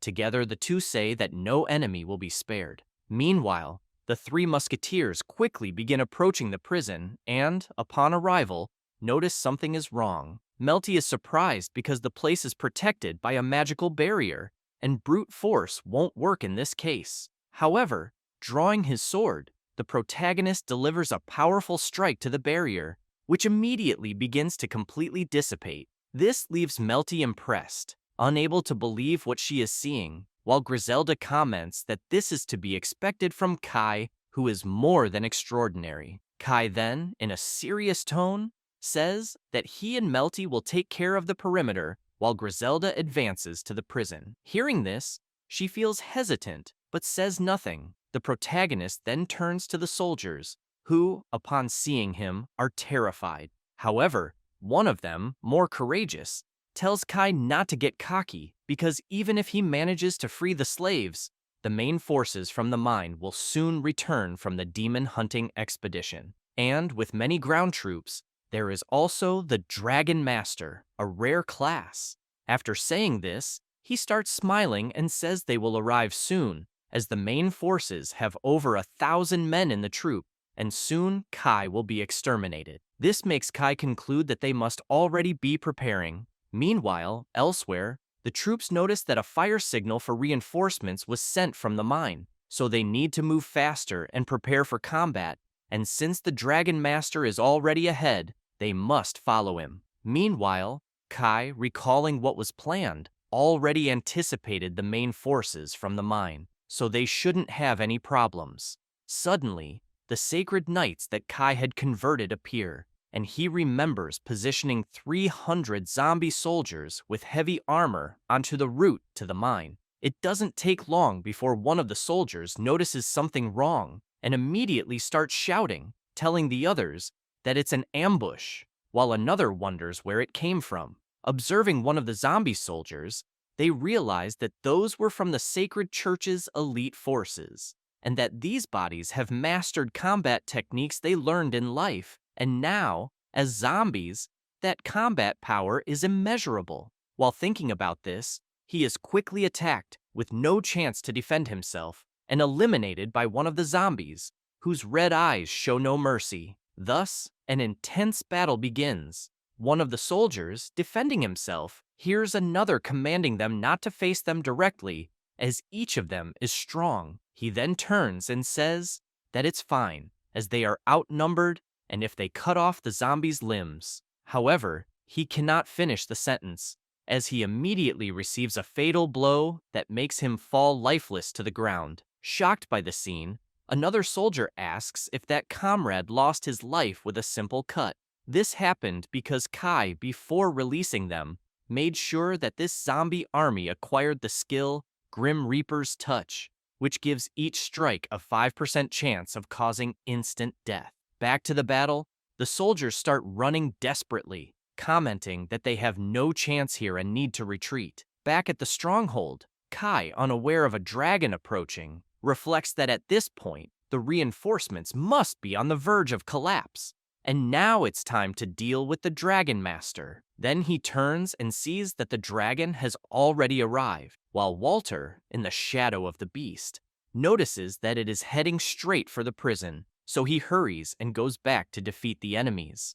At the same time, Melty reflects that Griselda will do everything for the demon's liberation, and, looking at her own heraldry, she concludes that she is also stronger now because of Kai's contract, until suddenly, she is stunned as the Dragon Master is already on the roof of the prison. furious and ready for battle. The dragon begins to get more and more irritated, and the master, smiling, tells him to turn that young demoness into ashes, which he promptly does, spitting fire in her direction. However, Melty quickly manages to jump and dodge the attack, taking the chance to mock the dragon, asking if he is blind. But when looking at the destruction caused by that attack, she is shocked, wondering what kind of power that is. While the Dragon Master, smiling, says that slaves should know their place and stay quiet, he continues attacking, launching fireballs in all directions, and Melty, running, tries to dodge the attacks. Fearfully, she says that it's impossible to deal with that flying creature that spits fire. Then the protagonist calmly says, "Abyss of the endless depths, swallow my enemies." And with that, a black hole begins to form. Soon, another hole forms as Melty continues to flee from the attacks. Then she stops and looks back, startled, noticing that the black hole is swallowing the dragon's attacks.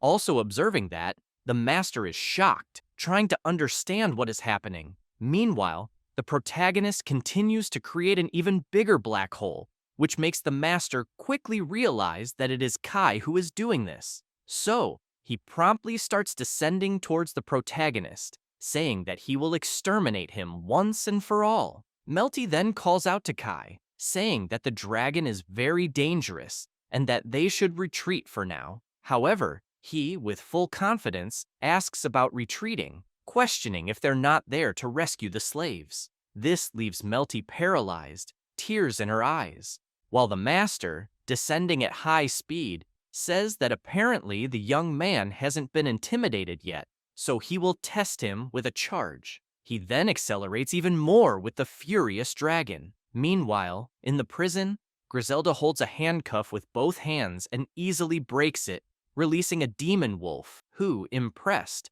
ponders how she broke those handcuffs with her bare hands, recognizing that her power is incredible. After freeing all the slaves, Griselda raises her arm and orders them to start running until they notice the dragon outside flying fast. Griselda immediately recognizes it, saying that Elsa's Dragon Master returned faster than expected. One of the demons, also watching the scene, says they won't have a chance to escape, to which the others agree, saying they're doomed. However, Griselda demands silence, irritated, and says that they're there to reclaim the demon nation, leaving all the demons there completely shocked. She continues, saying that the time for submission is over, and it's time to reclaim the freedom that is rightfully theirs. That's all, folks. If you enjoy the video, subscribe and hit the bell. Thanks.